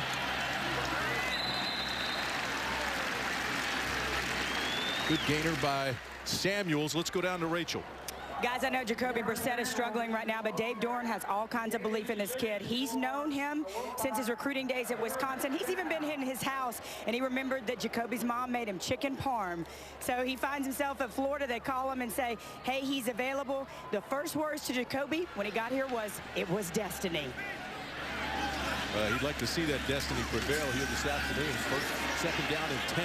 This is a looping pass, and it's complete to Samuels, and Samuels is inside the 30. They'll mark it inside the 25 at the 21-yard line. Well, true freshman Jalen Samuels on the last 2 plays. He got the short yardage play on third down, but they're going to run Samuels on a wheel route down the sideline, and Georgia Southern loses him in coverage. And a good throw by Brissett to put it on Samuels. And there's one of those explosion plays you're looking for. Little play fake. Excellent job up front. Give Brissett time to step in and throw it. That's what they were looking for. They needed an explosive play. They just got one. A gain of 42 yards, and here comes the pack. Mac Days stays in the ball game.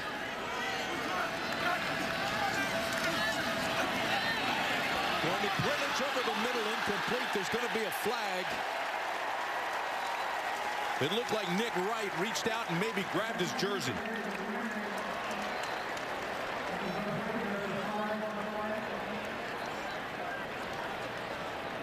It is going to be against the defense. 8:06 to play in the third. 17-3 Georgia Southern, but the Wolfpack is moving. Defense number 21. 15 yards, automatic, first down. Love the set. They had 3 receivers left and let Greenwich run right up the seam. And you see the little grab right there. There it is. Reach out, grab the jersey. And just held him up. And wow, you could have probably got away the penalty there. Maybe a late hit on Greenwich after the ball was gone. For NC State, this is the first trip inside the red zone. Not very good a year ago on their touchdown percentage. First and goal at the 6. Play action. Back of the end zone. Touchdown, Wolfpack. Braylon Cherry. A 6-yard strike.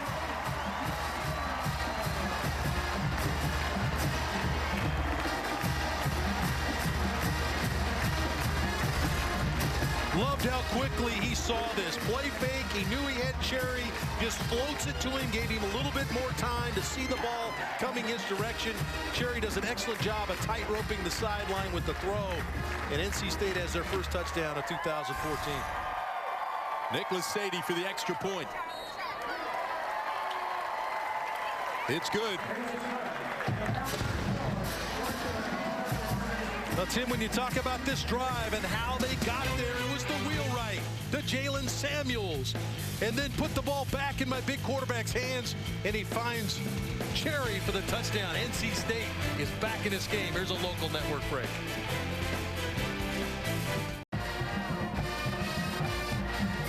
.802 to play in the third. It's now a 7-point ball game after NC State scored. Timmy, look at this touchdown. A little bit of confusion in the Georgia Southern's backfield.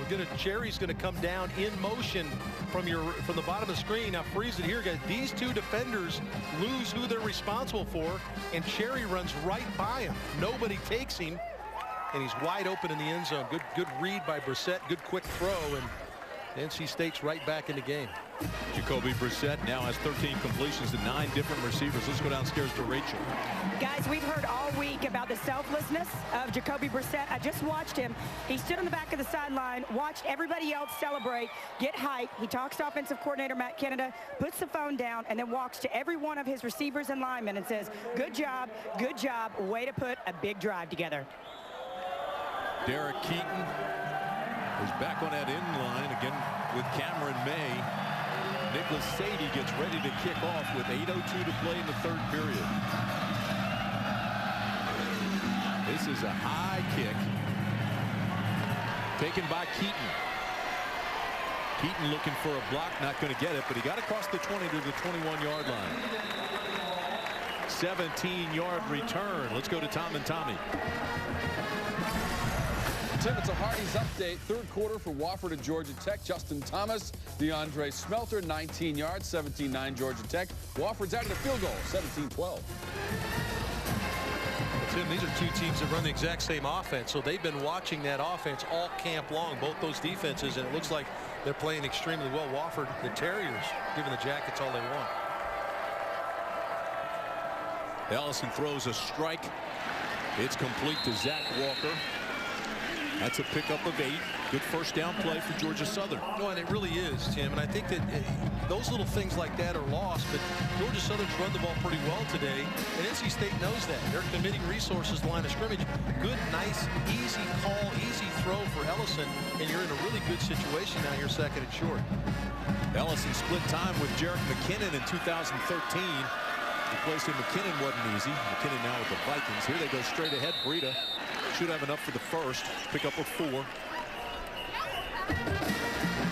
Shifted into that similar set, that little diamond set where they can run all their triple option stuff out of it. And it's a very similar play that Breida scored on. In fact, the very same play, just going the different direction. Breida had the 61-yard touchdown run earlier. This time NC State holds him shorter, but he picks up the first down. B.J. Johnson and Zach Walker go to the top of the screen. Those are your receivers. Kevin Ellison yells out to him.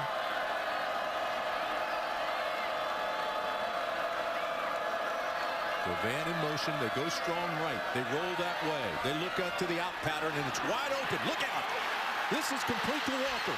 Walker down inside the 20, and he's knocked out of bounds.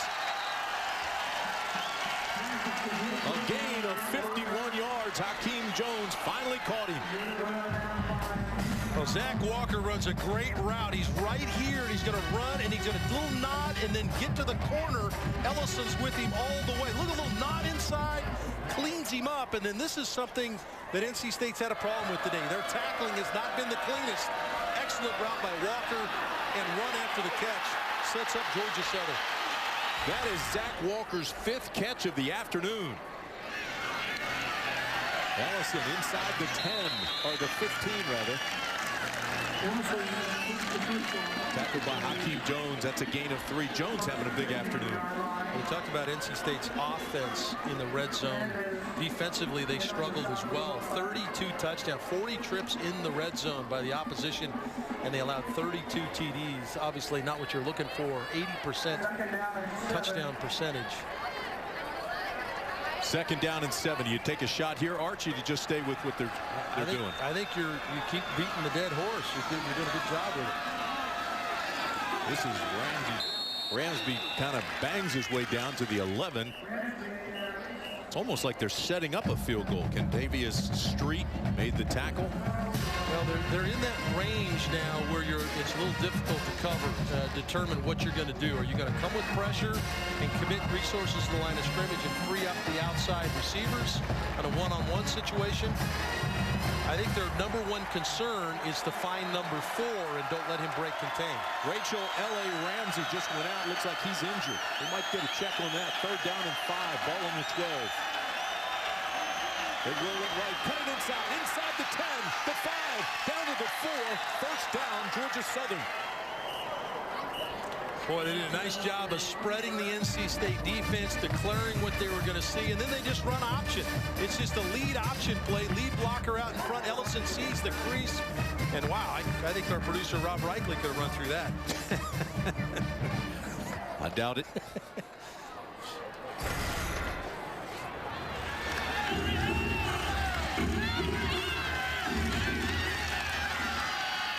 First and goal at the 4.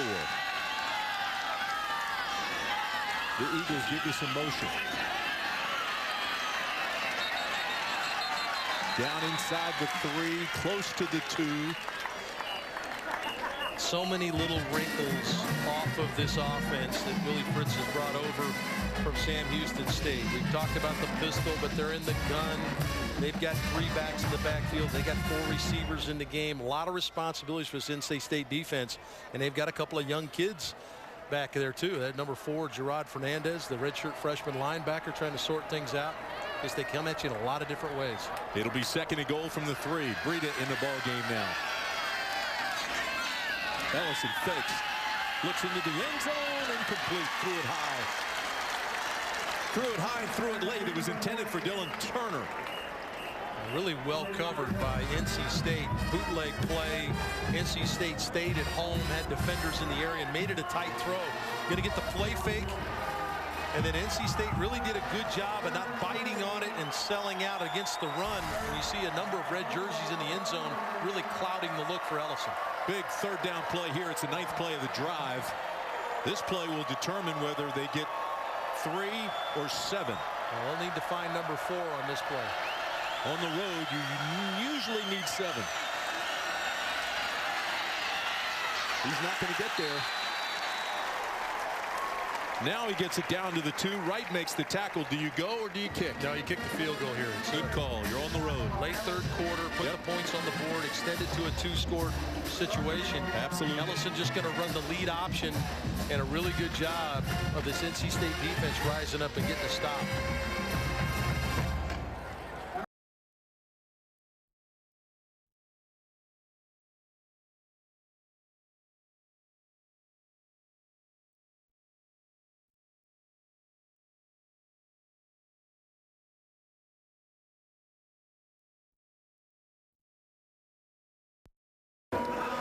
Let's look at some of the players in the Atlantic Coast Conference this year. There are some great ones coming back. Start with the offense, Arch. Well, Jamison Crowder is the guy that shoots off the page at you. He's closing in on the all-time receiving record. Connor Vernon holds that, one of his former teammates. How about the Duke Johnson back on the field for Miami, coming back off the ankle injury. And you can't forget the guy last year won the Heisman Trophy, Jameis Winston. He's certainly going to be guiding the number 1 team in the country. No surprise, all those guys preseason All-ACC team. Mario Edwards, we talked about him a lot. He is a monster. Well, a guy that'll be on display for Clemson and for us next week as we see Clemson is Vic Beasley. Outstanding pass rusher off the edge. Consensus All-American. And Denzel Perryman, All-ACC first team, led the team with 108 tackles, senior from Coral Gables. That's a talented list of players. Yeah, it really is. I think it's one of those teams laying in the weeds. Let's go down to Rachel on Georgia Southern's plan to win. We talked to Coach Fritz this week about his plan to win, and he told us it involved ball security. Take care of the football. What about the turnover and the takeaway margin? Control the running game. Guys, if you lose the ball or holding it wrong in this offense, doesn't matter who you are, he'll come knock it out. Your SID, the athletic trainer, doesn't matter It's a good point, but I think what's really going to be big in this ball game is that Georgia Southern has been in the red zone twice, and they came away with only 2 field goals. Let's go back to Charlotte and check in with Tom and Tommy. Tim, thank you. Time for the Hardee's update. UCLA at Virginia late third. Brett Hundley is going to take it in for the score. 28-17 UCLA has the lead at the start of the fourth quarter. Another game to talk about. Wofford at Georgia Tech in the third. Look at this effort here by DeAndre Smelter. Great leg strength by the Georgia Tech receiver, and then ran to the end zone for 6 for the Yellow Jackets. 24-12 late in the third. Georgia Tech. Former baseball player for Georgia Tech, Smelter, making a play there for the Jackets late. Brissett, great fake, drops into the middle, looks deep, he's got a man. The ball is a little bit underthrown and incomplete, but there is going to be a flag. Georgia Southern will be called again.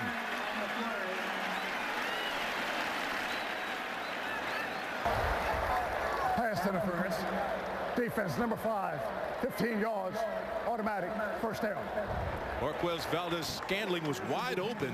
Ball was a little bit underthrown, but it allowed the pass interference. Yeah, a little razzle-dazzle in the backfield. Fake the ball to Brian Underwood. That's really the first time we've mentioned his name. He's got great speed, and then the throw down the field. And here's Valdez-Scantling. Just blows by the corner on the outside, and the ball, as you said, Tim, underthrown. But they get the penalty. You that DB, you got to look back. Every receiver's eyes go back. You've got to anticipate. Gain of 6 by Shadrack Thornton. They got a little fool with the play fake in the backfield. Love to start the drive like that. Any quarterback loves that little, maybe a little gadget type play. Fake the ghost, or they have the ghost where you come around and you fake the reverse and try to take a big shot. You love that as a quarterback. Second down and 4 for the Pack. Thornton again. Close to a first down. Should be a yard short. Edwin Jackson coming up to make the tackle. Now this is where they've gone in this game to their Wildcat set to pick up these short yardage situations. Let's see if they stay with that. Here's Jackson, the linebacker, outstanding player for Georgia Southern, makes the tackle shy of the first down to force this third and short for NC State. Keep in mind, NC State was almost a 3-touchdown favorite coming into this ball game. The Eagles defense had 5 starters returning. But Georgia Southern's defense is undersized. We talk about the depth problems. It's hot. And now NC State starting to move the football. Tony Creasy, the ball carrier. Gain of 7. Went to that Wildcat, Tim, like we talked about, the short yardage play, and they've really had a lot of success with that. Georgia Southern has not been able to stop that in those short yardage scenarios.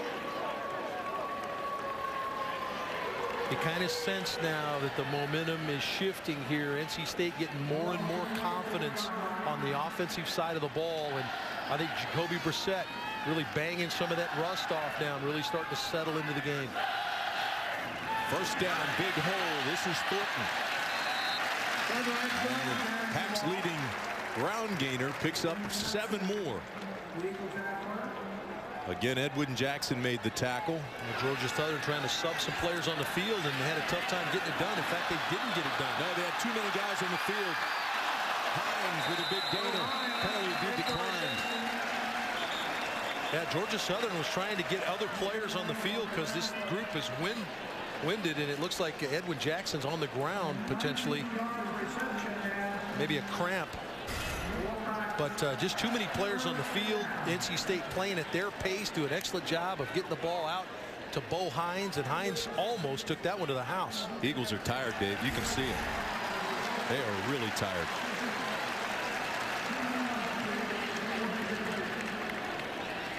Have you downloaded your ACC Football Challenge yet? It's available in Apple and Google Play app stores. ACC Football Challenge lets you compete as your favorite team and challenge other fans across the conference. Just download and start competing today. ACC Gaming app.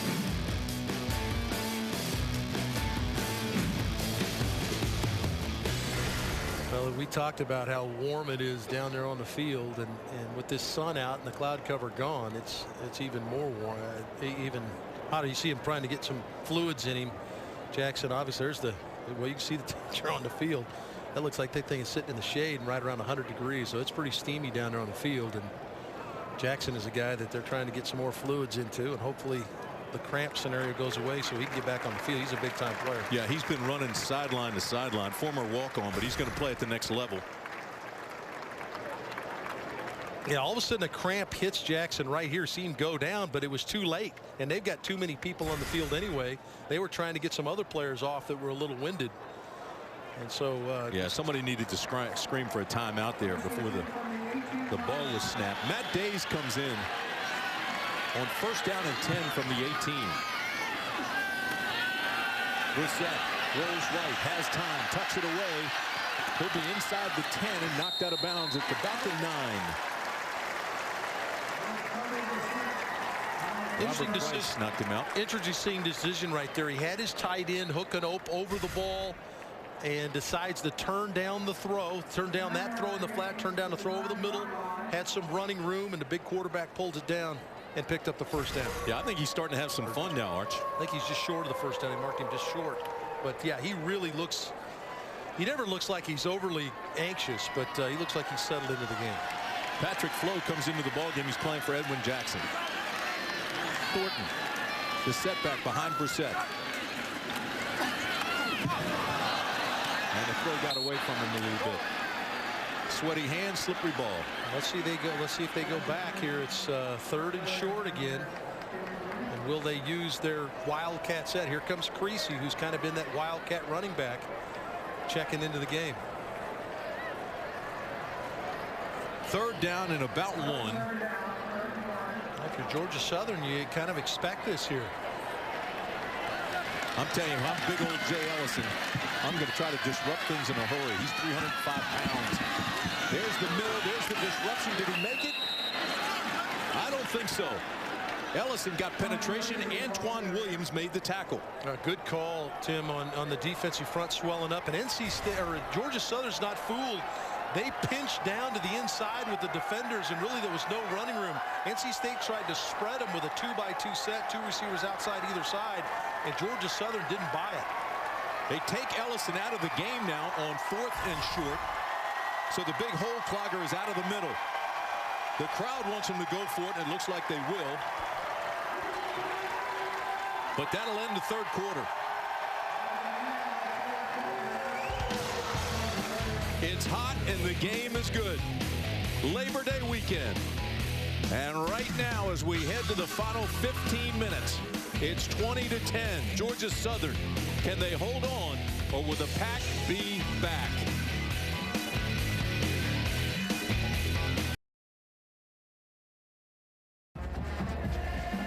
NC State trails Georgia Southern by 10 as we start the 4th quarter, but Georgia Southern now being outgained in the 3rd quarter, 141-83. So the momentum, as you said, Dave Archer, has now changed. Yeah, Jacoby Brissett's yards per attempt, which is something the coaches look at, was 4 yards in the 1st quarter, which is not very good. 1st half, which is not very good. 2nd half now up over 6.5 yards an attempt. So it's going in the right direction. They're making some plays.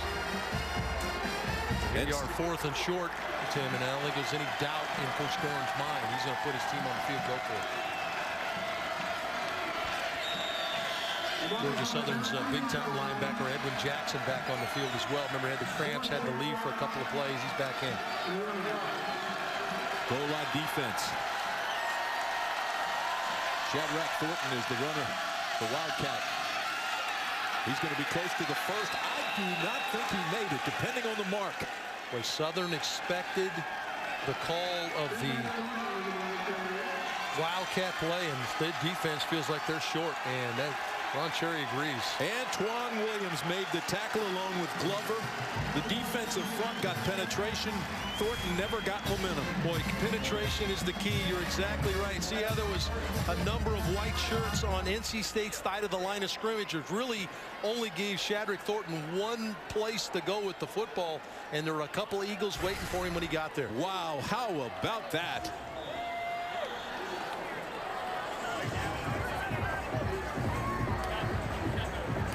.56 to play, and that is a major turning point here in stopping the momentum that NC State had garnered. 9 plays, 66 yards, and the Wolfpack comes away empty. 1st down, give it to Breida. Breida has a big hole, and he's out across the 20. That's a 1st down, move the chains. Boy, just got him by the shoestrings. This is the one he took to the house earlier in the game, 61 yards, and he is an eyelash, a shoestring. from going 90 plus with this one. Just barely got him down. He's got great speed. March, I would think if you're Georgia Southern now, you're in absolutely no hurry. Start melting the clock. Yeah, and I think, but you can't get so caught up in the clock right now that you don't play your game. But I would agree with you. Continue to do what you've been doing. Hold on to the football. Spinning across the 22-yard line goes Matt Breida, who's had a nice game. Mike Rose makes the tackle after just one. You know, the good job again by NC State's defensive line. We talked about how good and physical this team plays up front.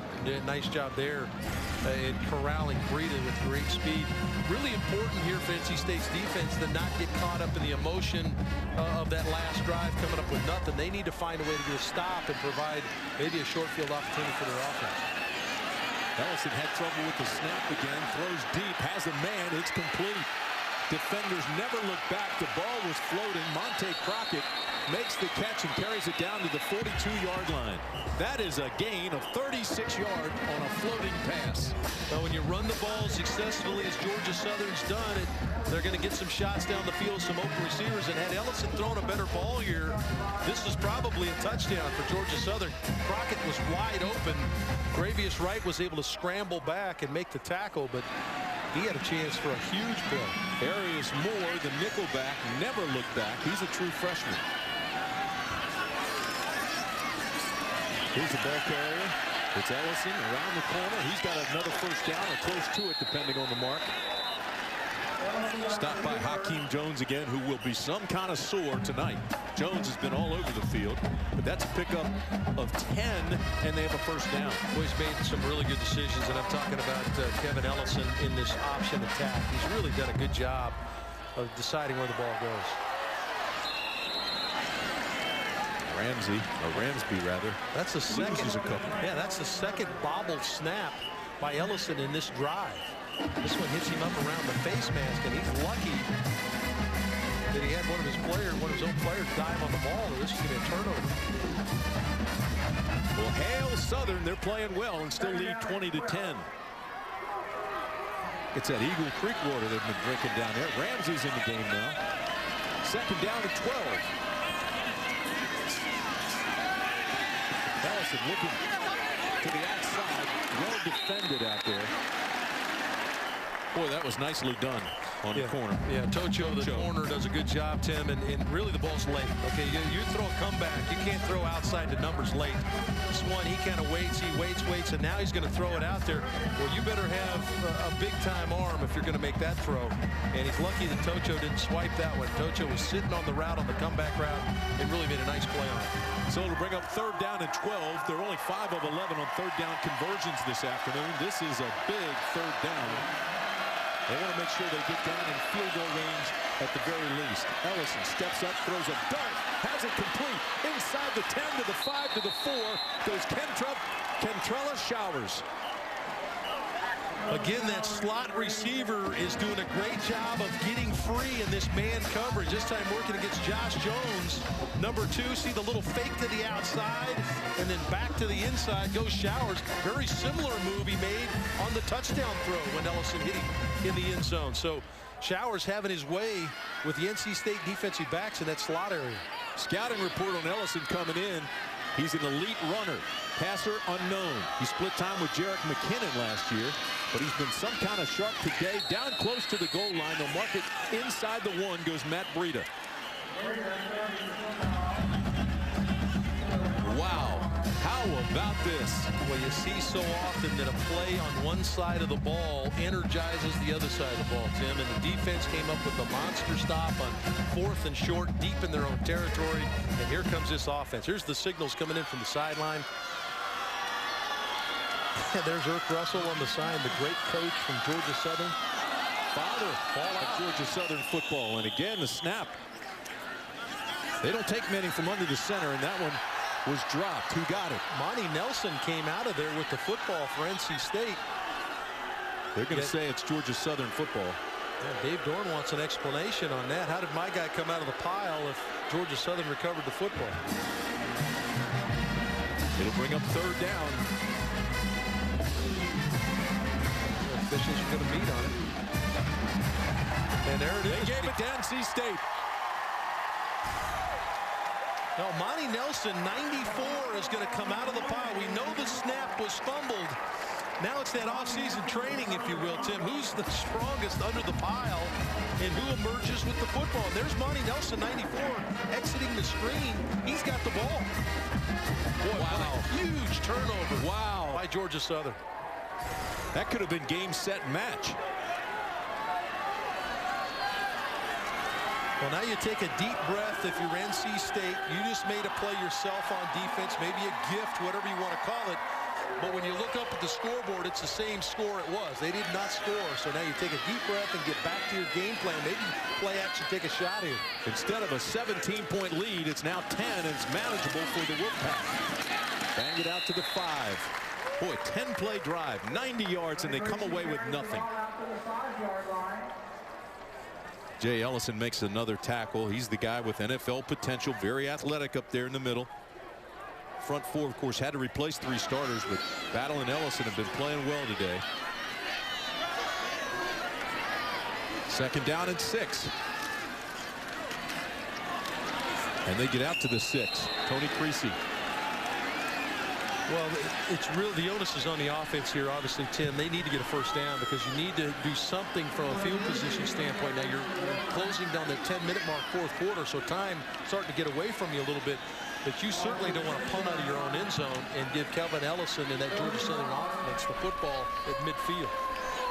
Wolfpack 4 of 11 on 3rd down conversions. They need 5. Ball in the 6. Jacoby Brissett rolls right, has some trouble, gets around the corner and can pick up a first down, and he does. Nice job by the redshirt junior, Jacoby Brissett. Well, he just barely got it. Deshante Gallion was chasing him down. Number 27 is in a seek and destroy mode from the linebacker spot.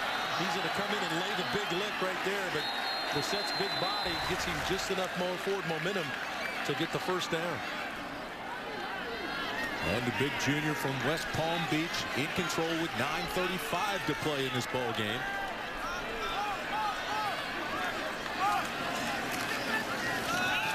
Creasy gets outside. It's Thornton, rather. Thornton with a first down. Thornton still on his feet up to the 39-yard line. Shadrack Thornton finally stopped by Edwin Jackson. I love the call. Little decoy play to the left side with Days. They thrown the screen earlier in the game to Days with 2 receivers. This time they give it off to Thornton. See him, watch him fake the screen left, but Thornton's out the other side of the football. He's big time, isn't he?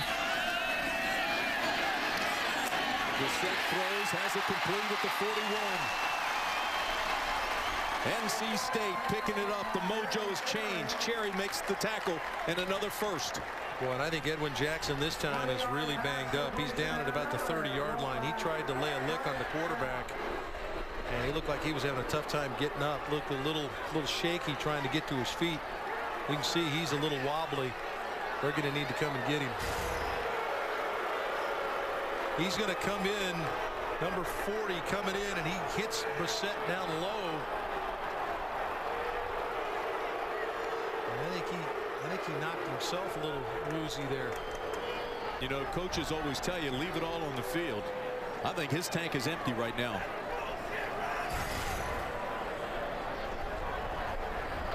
Now the fans here booing obviously because they feel like their offense playing with pace, but you always got to guard against the guy, you know, being hurt, and this is a guy that kind of the heart and soul of their defense.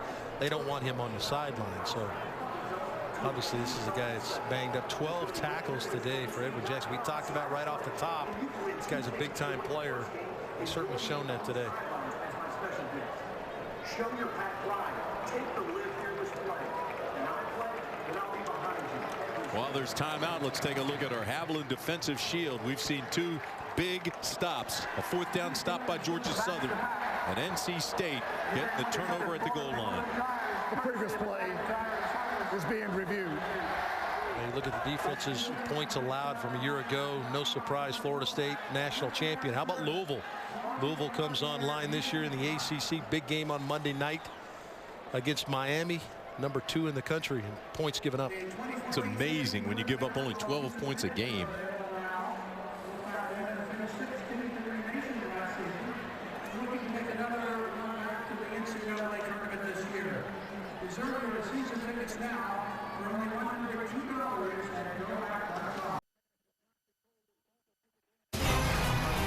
ACC football is brought to you by Toyota, official corporate champion of the ACC.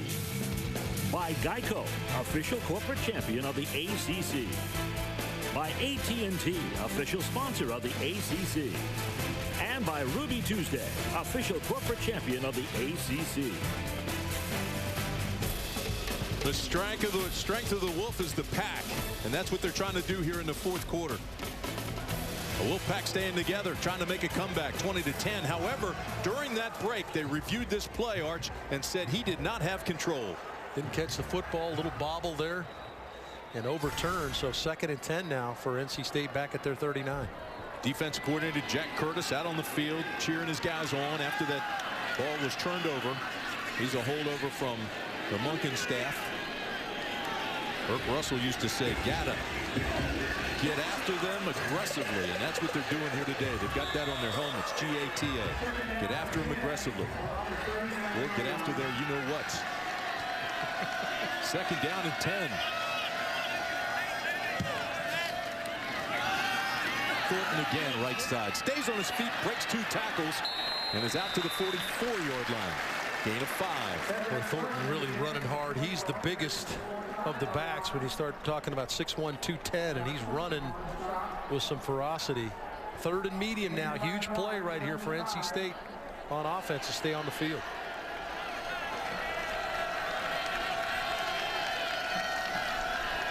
Thornton 10 carries, 73 yards.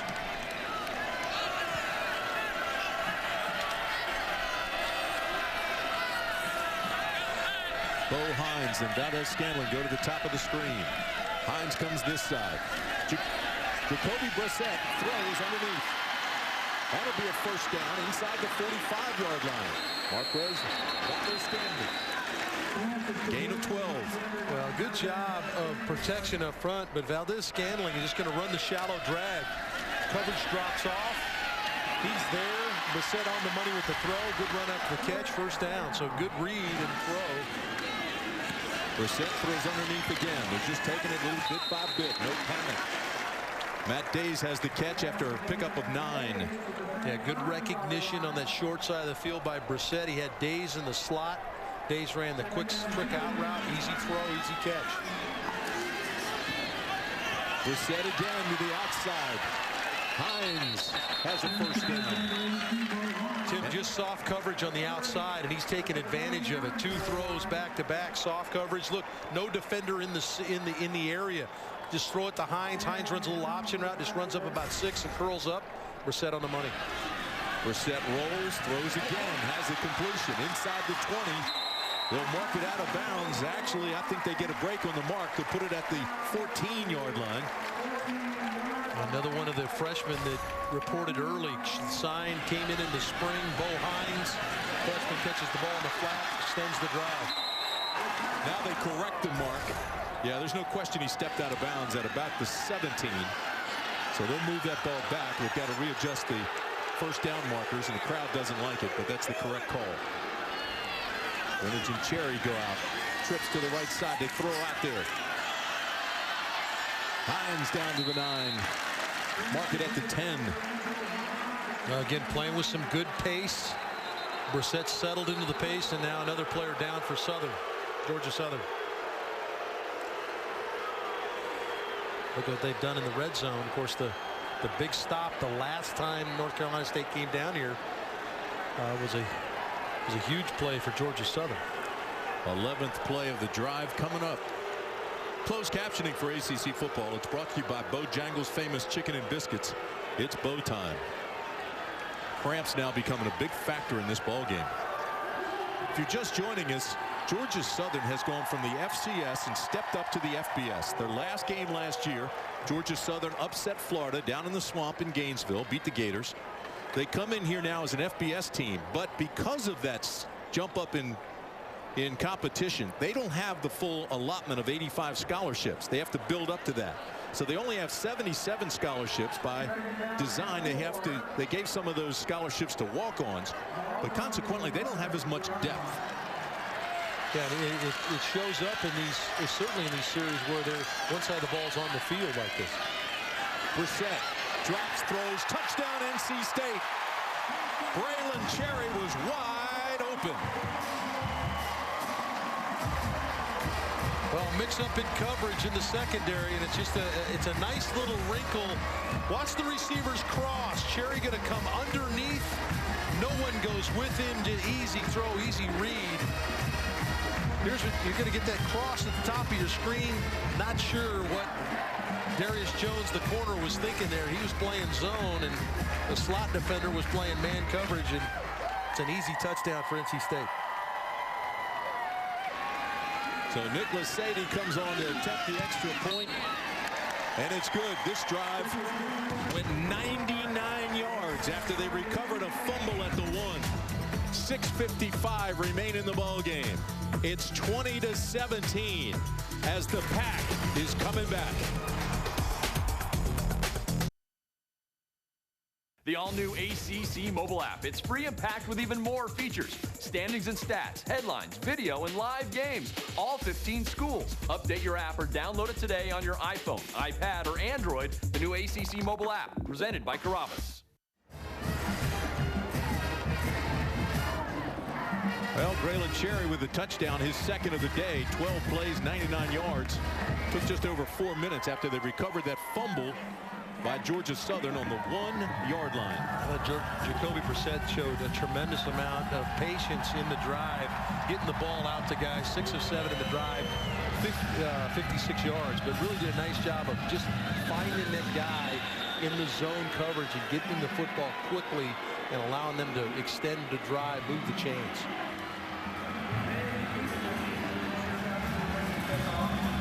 Derek Keaton goes back to help return it. Cameron May also for Georgia Southern.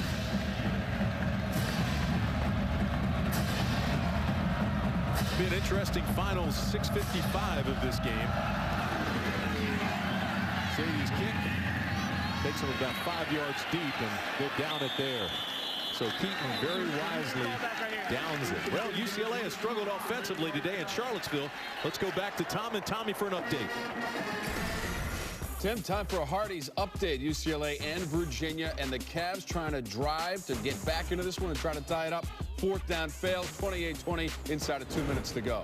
Wofford at Georgia Tech in Atlanta in the 4th. Zach Lasky, second TD of the game, set up by a Justin Thomas to Broderick Snoddy. 65-yard pass, 31-19, Georgia Tech. All right, Tommy, thanks. That'll help Mike London and the Virginia Cavaliers, regardless of the outcome, W or L. That's the 7th-ranked team in the country they're taking down to the wire. Ellison keeps it, sidesteps one, can't get by the linebacker. It's only a pickup of 1. Time now becomes a factor. What a great tackle in the open field that time by Hakeem Jones. He doesn't make this tackle. Ellison is off and running. He's on the backside. He's got responsibilities on the quarterback. He's up around the line of scrimmage, and we've seen him make a number of plays today, and that was a big one right there. You know, Dave, he's getting close to double-digit tackles today. He was second leading tackler last year. And you're right, he has been active. Scott and Breida both in the ballgame now for Georgia Southern on 2nd and 9.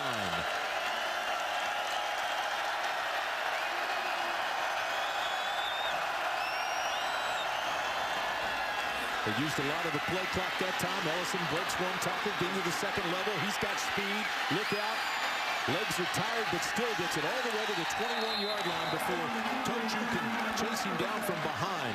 Ellison got winded, but what a great play, great read, and explosion for 52 yards. Yeah, he's been so good in making decisions in the option game, and Ellison's still down, looking up at that right shoulder. But here's the option. They pin the inside right there, and now he's just going to option the safety right here. Safety's going to take the pitch man. There's nobody for the quarterback.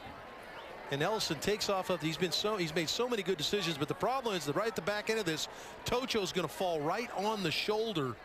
And I think that's the problem right now for Ellison. He's been so good today. Watch it. The 2 bodies are going to come down. It looked like maybe got that right shoulder pinned underneath him a little bit.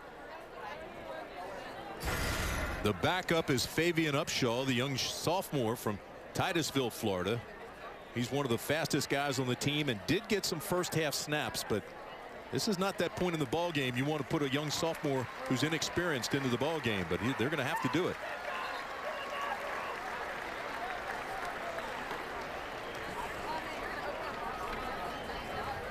You know, earlier in the ball game, we talked about the 6 national titles by Georgia Southern, one of the best programs in the entire country. 85, of course, the greatest comeback in FCS history, 22 points behind Furman. Irk Russell, the guy. You had Tracy Ham, Irk Russell, Raymond Gross in the 1990s. 146 yards rushing to beat Nevada and Chris Ault. Adrian Peterson, huh? Yeah, big-time runner right there. And then in 2000, Paul Johnson, second straight title.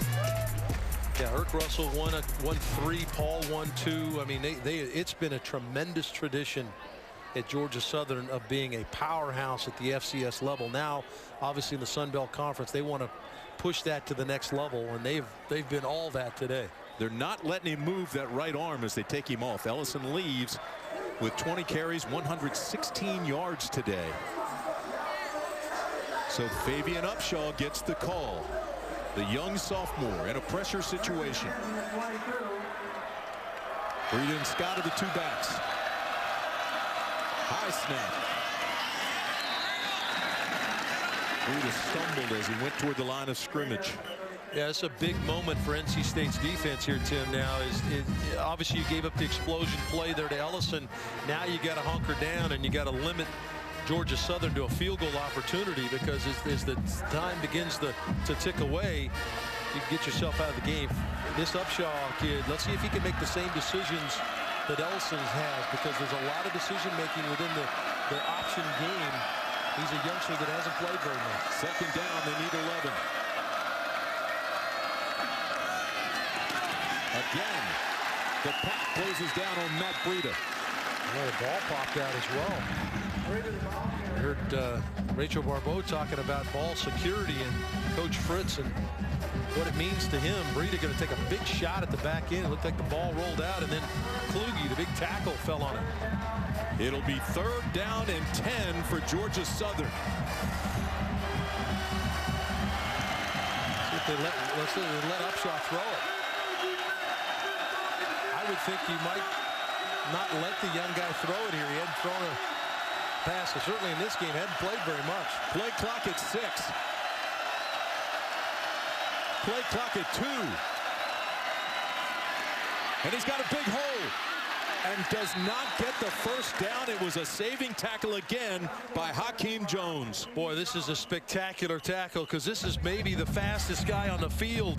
Good blocking up front, double team on the nose, get good blocking by the fullback up on the linebacker, but Hakeem Jones with maybe a game-saving tackle right there. Upshaw's got 4.3 speed, but they're going to go for it on 4th down and 2. Out of the shotgun, that 2 becomes a lot longer. Coach Fritz, I think, is going to burn a timeout. Let's see if he works the clock here and burns a timeout. I think he's going to. Clock down to 3, 2, 1, timeout. Should be 1 left on the clock, so yeah, he gets the timeout. I think he wanted to come to the line of scrimmage, maybe see if NC State was a little antsy. They jump offside, get a free first down. Now he'll have to figure out what he wants to do here. So 3:38 remaining, 3-point game. We'll be back.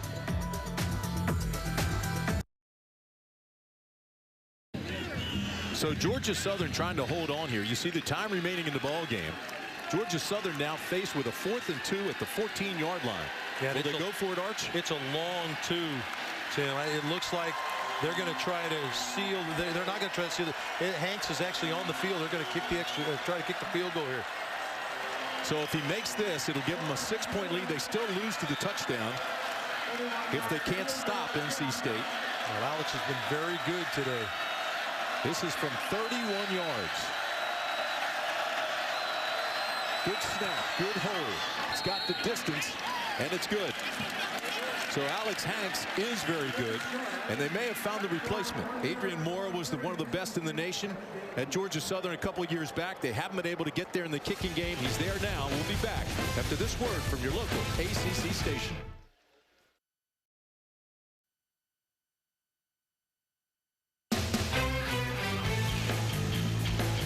watching the ACC Network, an exclusive production of Raycom Sports. Also streaming live now on the ACC.com and on the official ACC mobile app. 175 affiliates in 38 states this season as we take you all across the country and bring you the Atlantic Coast Conference. 23-17 is our score here. 3:35 to play. This has been Georgia Southern all the way, but NC State now has plenty of time and a chance to win this game. Yeah, Kevin Ellison has been spectacular today, throwing and running the football. Over 100 yards rushing today. Jacoby Brissett has gotten better as we thought he would throughout the game. He's been very good here lately, and he's going to have a chance to weave maybe some magic here and create his legend at NC State. They need a touchdown and an extra point to potentially win this thing. Alex Hanks just hit that 31-yard field goal. 5 kickoffs today, no returns. This is days that he won't make a return either. So 6 for 6 today with the kickoffs being left in the end zone. Well, we talked about how Brissett has gotten better as the game has gone along, and that's certainly been the case. I think he's gotten more and more comfortable. Remember, this kid had not played in a game since November 17, 2012. That's a long time to go without game action. You can do scrimmages and spring games and all that kind of stuff, but until you see a different colored helmet over there, you don't know really what you're going to do. And I think Dave Dorn's got to be pleased with the way his quarterbacks come on, but they need to come on right here. They've had 2 good touchdown drives in the last 3 drives, but they need another one. Well, he's 20 of 31 today for 211 yards, 2 touchdowns, and an interception. He has 3:34 to work. There's another completion. It'll be close to a first down, just about 1.5 yards short. Greenidge with another tackle and another man down for Georgia Southern. Crowd doesn't like it. They think it's taken NC State out of their tempo, and out of their rhythm. But I have to be honest with you, guys shaking up, and especially on a day like this with cramps, you got to be careful. Well, and yeah, Deion Stanley is one of their one of their top players. He's their leading interceptor from a year ago. He's not going to lay on the ground to come out of the game. They need him in the game. So a little ridiculous to think that some of this is, or all of this is guys just laying on the field.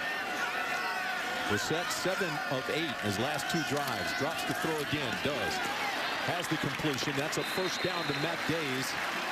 So the clock stops with 3:10 to play as they move the chains. Now Georgia Southern just playing a soft 2-deep zone coverage, and they're giving away those little zone throws, and Brissett's been patient. Throws the out. Boy, that was a dangerous pass, but it was right on the money. Right between the 8 and the 2 at Bo Hines, and a pickup of 9. Very similar throw he made in the last series of downs. Hines is the slot receiver, just hooks up between the corner and the nickelback. Hines now has 5 catches. Make it 6. Here he is again. To the 45-yard line. Pace of play caught Georgia Southern. They were trying to sub a player in. They're going to get caught with too many players on the field here. Williams and Glover made the tackle. Good officiating crew here today. Illegal substitution. Defense. The penalty is declined. The result of the play is a first down. Ron Cherry, the referee. National championship exposure, and doing a nice job here on a hot day. Clock continues to move down to 2:42, 41-40. See if Southern can find a way to. They may need somebody in this zone to cheat and jump a route to create a turnover, because Brissett is really doing a nice job of reading what's going on. Underwood and Hines go to the top of the screen. With time, steps up in the pocket, throws incomplete. NC State wants a flag. Nick Wright looked like he got there just as Valdez-Scantling made the catch, or at least touched it. Yeah, I thought it was really good coverage. I thought that Nick Wright was right there, does a good job in the bump and run, and as the ball gets there, uses the right hand and swats it out of there. I thought that's outstanding coverage by Nick Wright. That ball's complete at the 43-yard line. Mark it at the 41. Really like the way Jacoby Brissett is distributing the football here. A lot of patience, taking what's given in these zone looks. Done an outstanding job. NC State with all 3 timeouts remaining. Again, they throw underneath down to the 35-yard line. This is Matt Days with a catch. It's a tough matchup because Edwin Jackson is the zone linebacker that side, but he's got to stay inside in case the quarterback takes off with the ball. He can't uncover completely to get out on the slot. Georgia Southern very conscious not to let anybody behind them, but they're leaving the underneath stuff open. Hines makes another grab. That's a pickup of 5, so they're getting it in chunks. Yeah, just trying to put plays together. How about this 4 receiver set down here?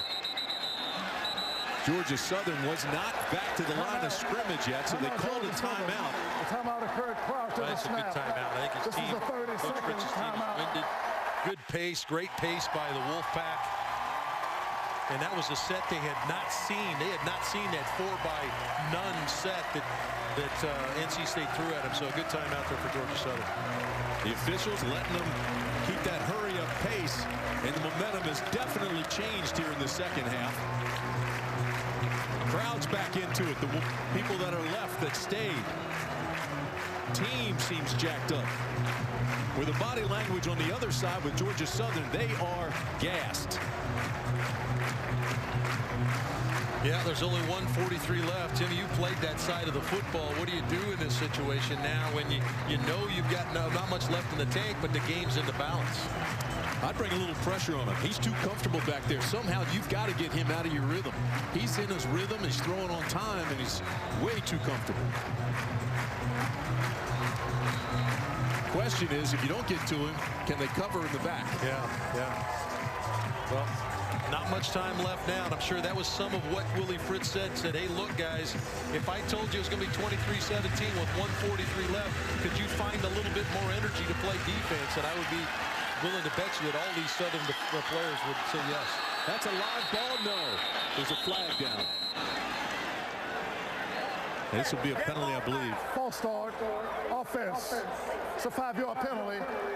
Number 86, it's a 5-yard penalty. Still second down. I got to tell you, that's a break for NC State because Jacoby Brissett was not even looking for the ball. No, that ball went right by him. He was still yelling instructions, and Greenwich, the tight end, moved. Boy, how about those numbers the last 2 drives for Brissett? And really, it's just taking what the defense is giving him. He's doing a really good job of distributing the ball. Second down and 10. Again, he has all day to throw and wide open. Still waiting for a signal. Touchdown, NC State. Matt Days.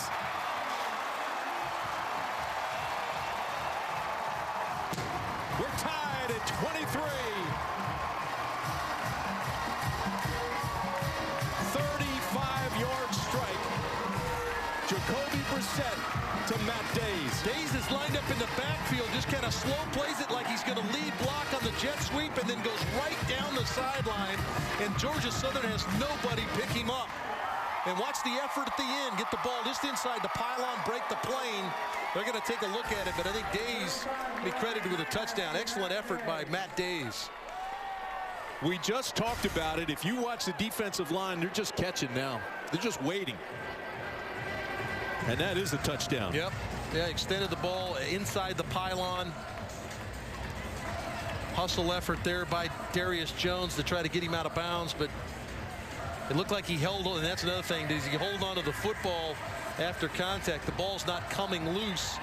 It looks like the ball's in his hand, so he's got control of the football. Only question would be, did his foot touch the line before he went airborne? And there is not a good view of it.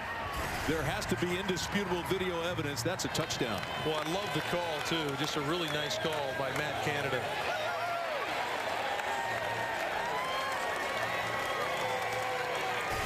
Just Days in the back. Days is lined up here in the backfield. He's going to kind of come out slow, and then all of a sudden he goes down the sideline. He looks like he's going to lead block on that jet sweep. They fake the handoff, and nobody picks Days up in the coverage.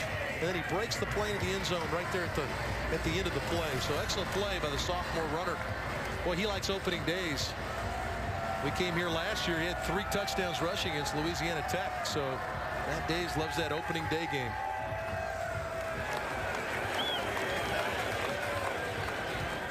.137 remaining in the ball game.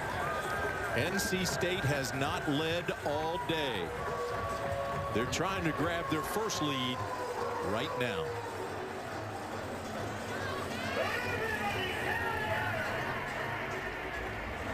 Here's Ron Cherry. After review, the ruling on the field stands. Touchdown. Well, now, of course, the all-important extra point attempt. You got a veteran kicker and Sadie coming in to try to put NC State ahead. Don't forget on the Georgia Southern sideline, good chance Ellison can't go. So backup quarterback Fabian Upshaw is going to have to try to guide this team back into field goal range. Scott Thompson, All-American, is the center. Good snap, good hold. Sadie. It's good. NC State has the lead. Let's go over to the Wolfpack Radio with Gary Hahn.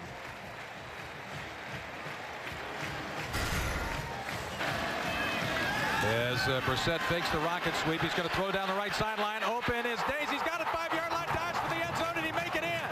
The officials are trying to talk it over. Touchdown. Touchdown State. The game is tied. Gary Hahn with the call on the Wolfpack Radio. And it's 24-23, NC State, their first lead of the game. Let's go down to Rachel. Guys, they had some tough losses, NC State did last year, and Coach Doran told us about those scars. He didn't want his team to forget the scars from last year. But I tell you what, guys, after that touchdown and then the kick to go ahead, this team, they cheered like nobody's business. You could see them come alive. You could see them shake off some of those scars and those cobwebs from last year. Well, it's really neat that they're having that moment, Rachel, but the game still is in the balance now. This is a Georgia Southern team that this isn't their first rodeo in a big game, and there's going to be a group that's going to come back out on the field that thinks if they can get in field goal range, they can win the game as well. So that defense is going to have to get back and get grounded and execute their defensive side. May and Keaton, and this ball is going to go way deep. Now who will answer the call? Is it Upshaw at quarterback, or does Ellison?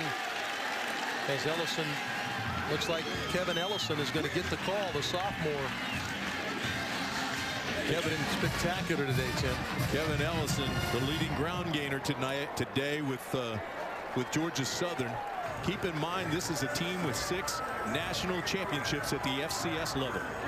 Georgia Southern, their final game last year was the upset win over the Florida Gators in the Swamp down in Gainesville. For NC State, they are now 137 away from their first win since last September.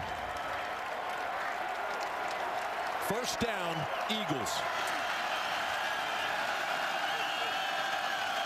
Breida. Not much. Only one timeout left for Georgia Southern. And so that takes a long time to get relined up here. I think NC State's biggest concern will be the quarterback running with the ball after the play breaks down a little bit. He's going to have to throw the ball now. Throws the out pattern, almost intercepted. Oh, Justin Burris got a good break on it. He had B.J. Johnson blanketed. Well, this is where if you haven't thrown the ball a ton as a quarterback, and Ellison has not. Now, he's been very good, that you've got to remember that the first down stops the clock. It's okay to throw the ball over the middle of the field. There's a lot more room in the middle of the field than there is outside the numbers. And think quarterback draw if you're playing defense.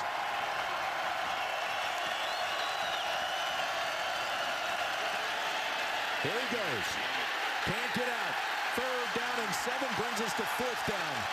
Now, and the 2 guys you'd expect to be in on the play defensively, Art Norman and T.Y. McGill, are going to provide the pressure. 95 and 75 are going to pull back in as Ellison tries to climb in the pocket. Those 2 big guys get after him. So last chance here potentially for Georgia Southern. Here's the ball game. 67 seconds remain. NC State chomping at the bit, looking for their first win since last September. With time, over the middle, and caught and dropped. Dropped when he hit the ground, incomplete.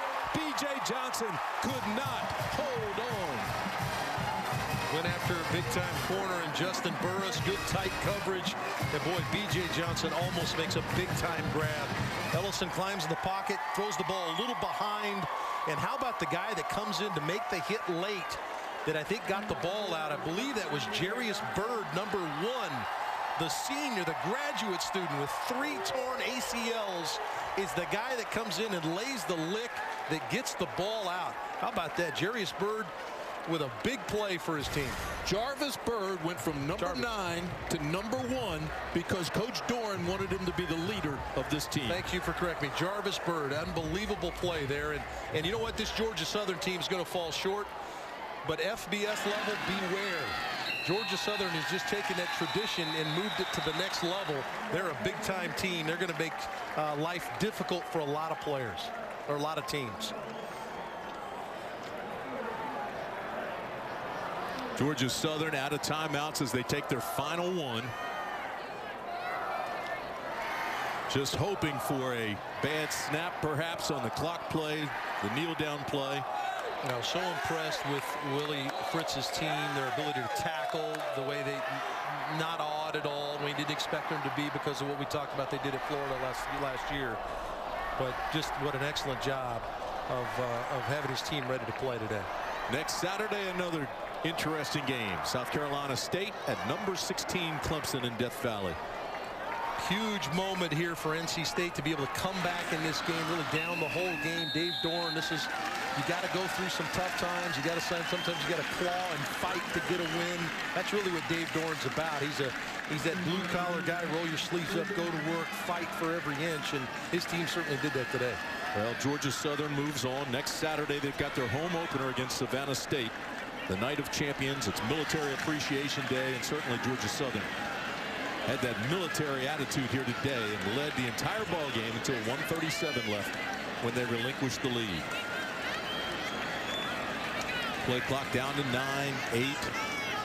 Jacoby Brissett, who played a marvelous game today, melts the clock, and that'll be it. So for Georgia Southern, a confidence builder as they move up to the FBS, but a heartbreaker. And for NC State, it may be a program maker. After 8 straight losses to end the season last year, Dave Doran starts this year with a come-from-behind win. Well, you have been watching coverage of Atlantic Coast Conference football on the Atlantic Coast Conference Network, an exclusive production of Raycom Sports. Once again, the final score, NC State 24, Georgia South 23. Georgia Southern, they come up by a point short.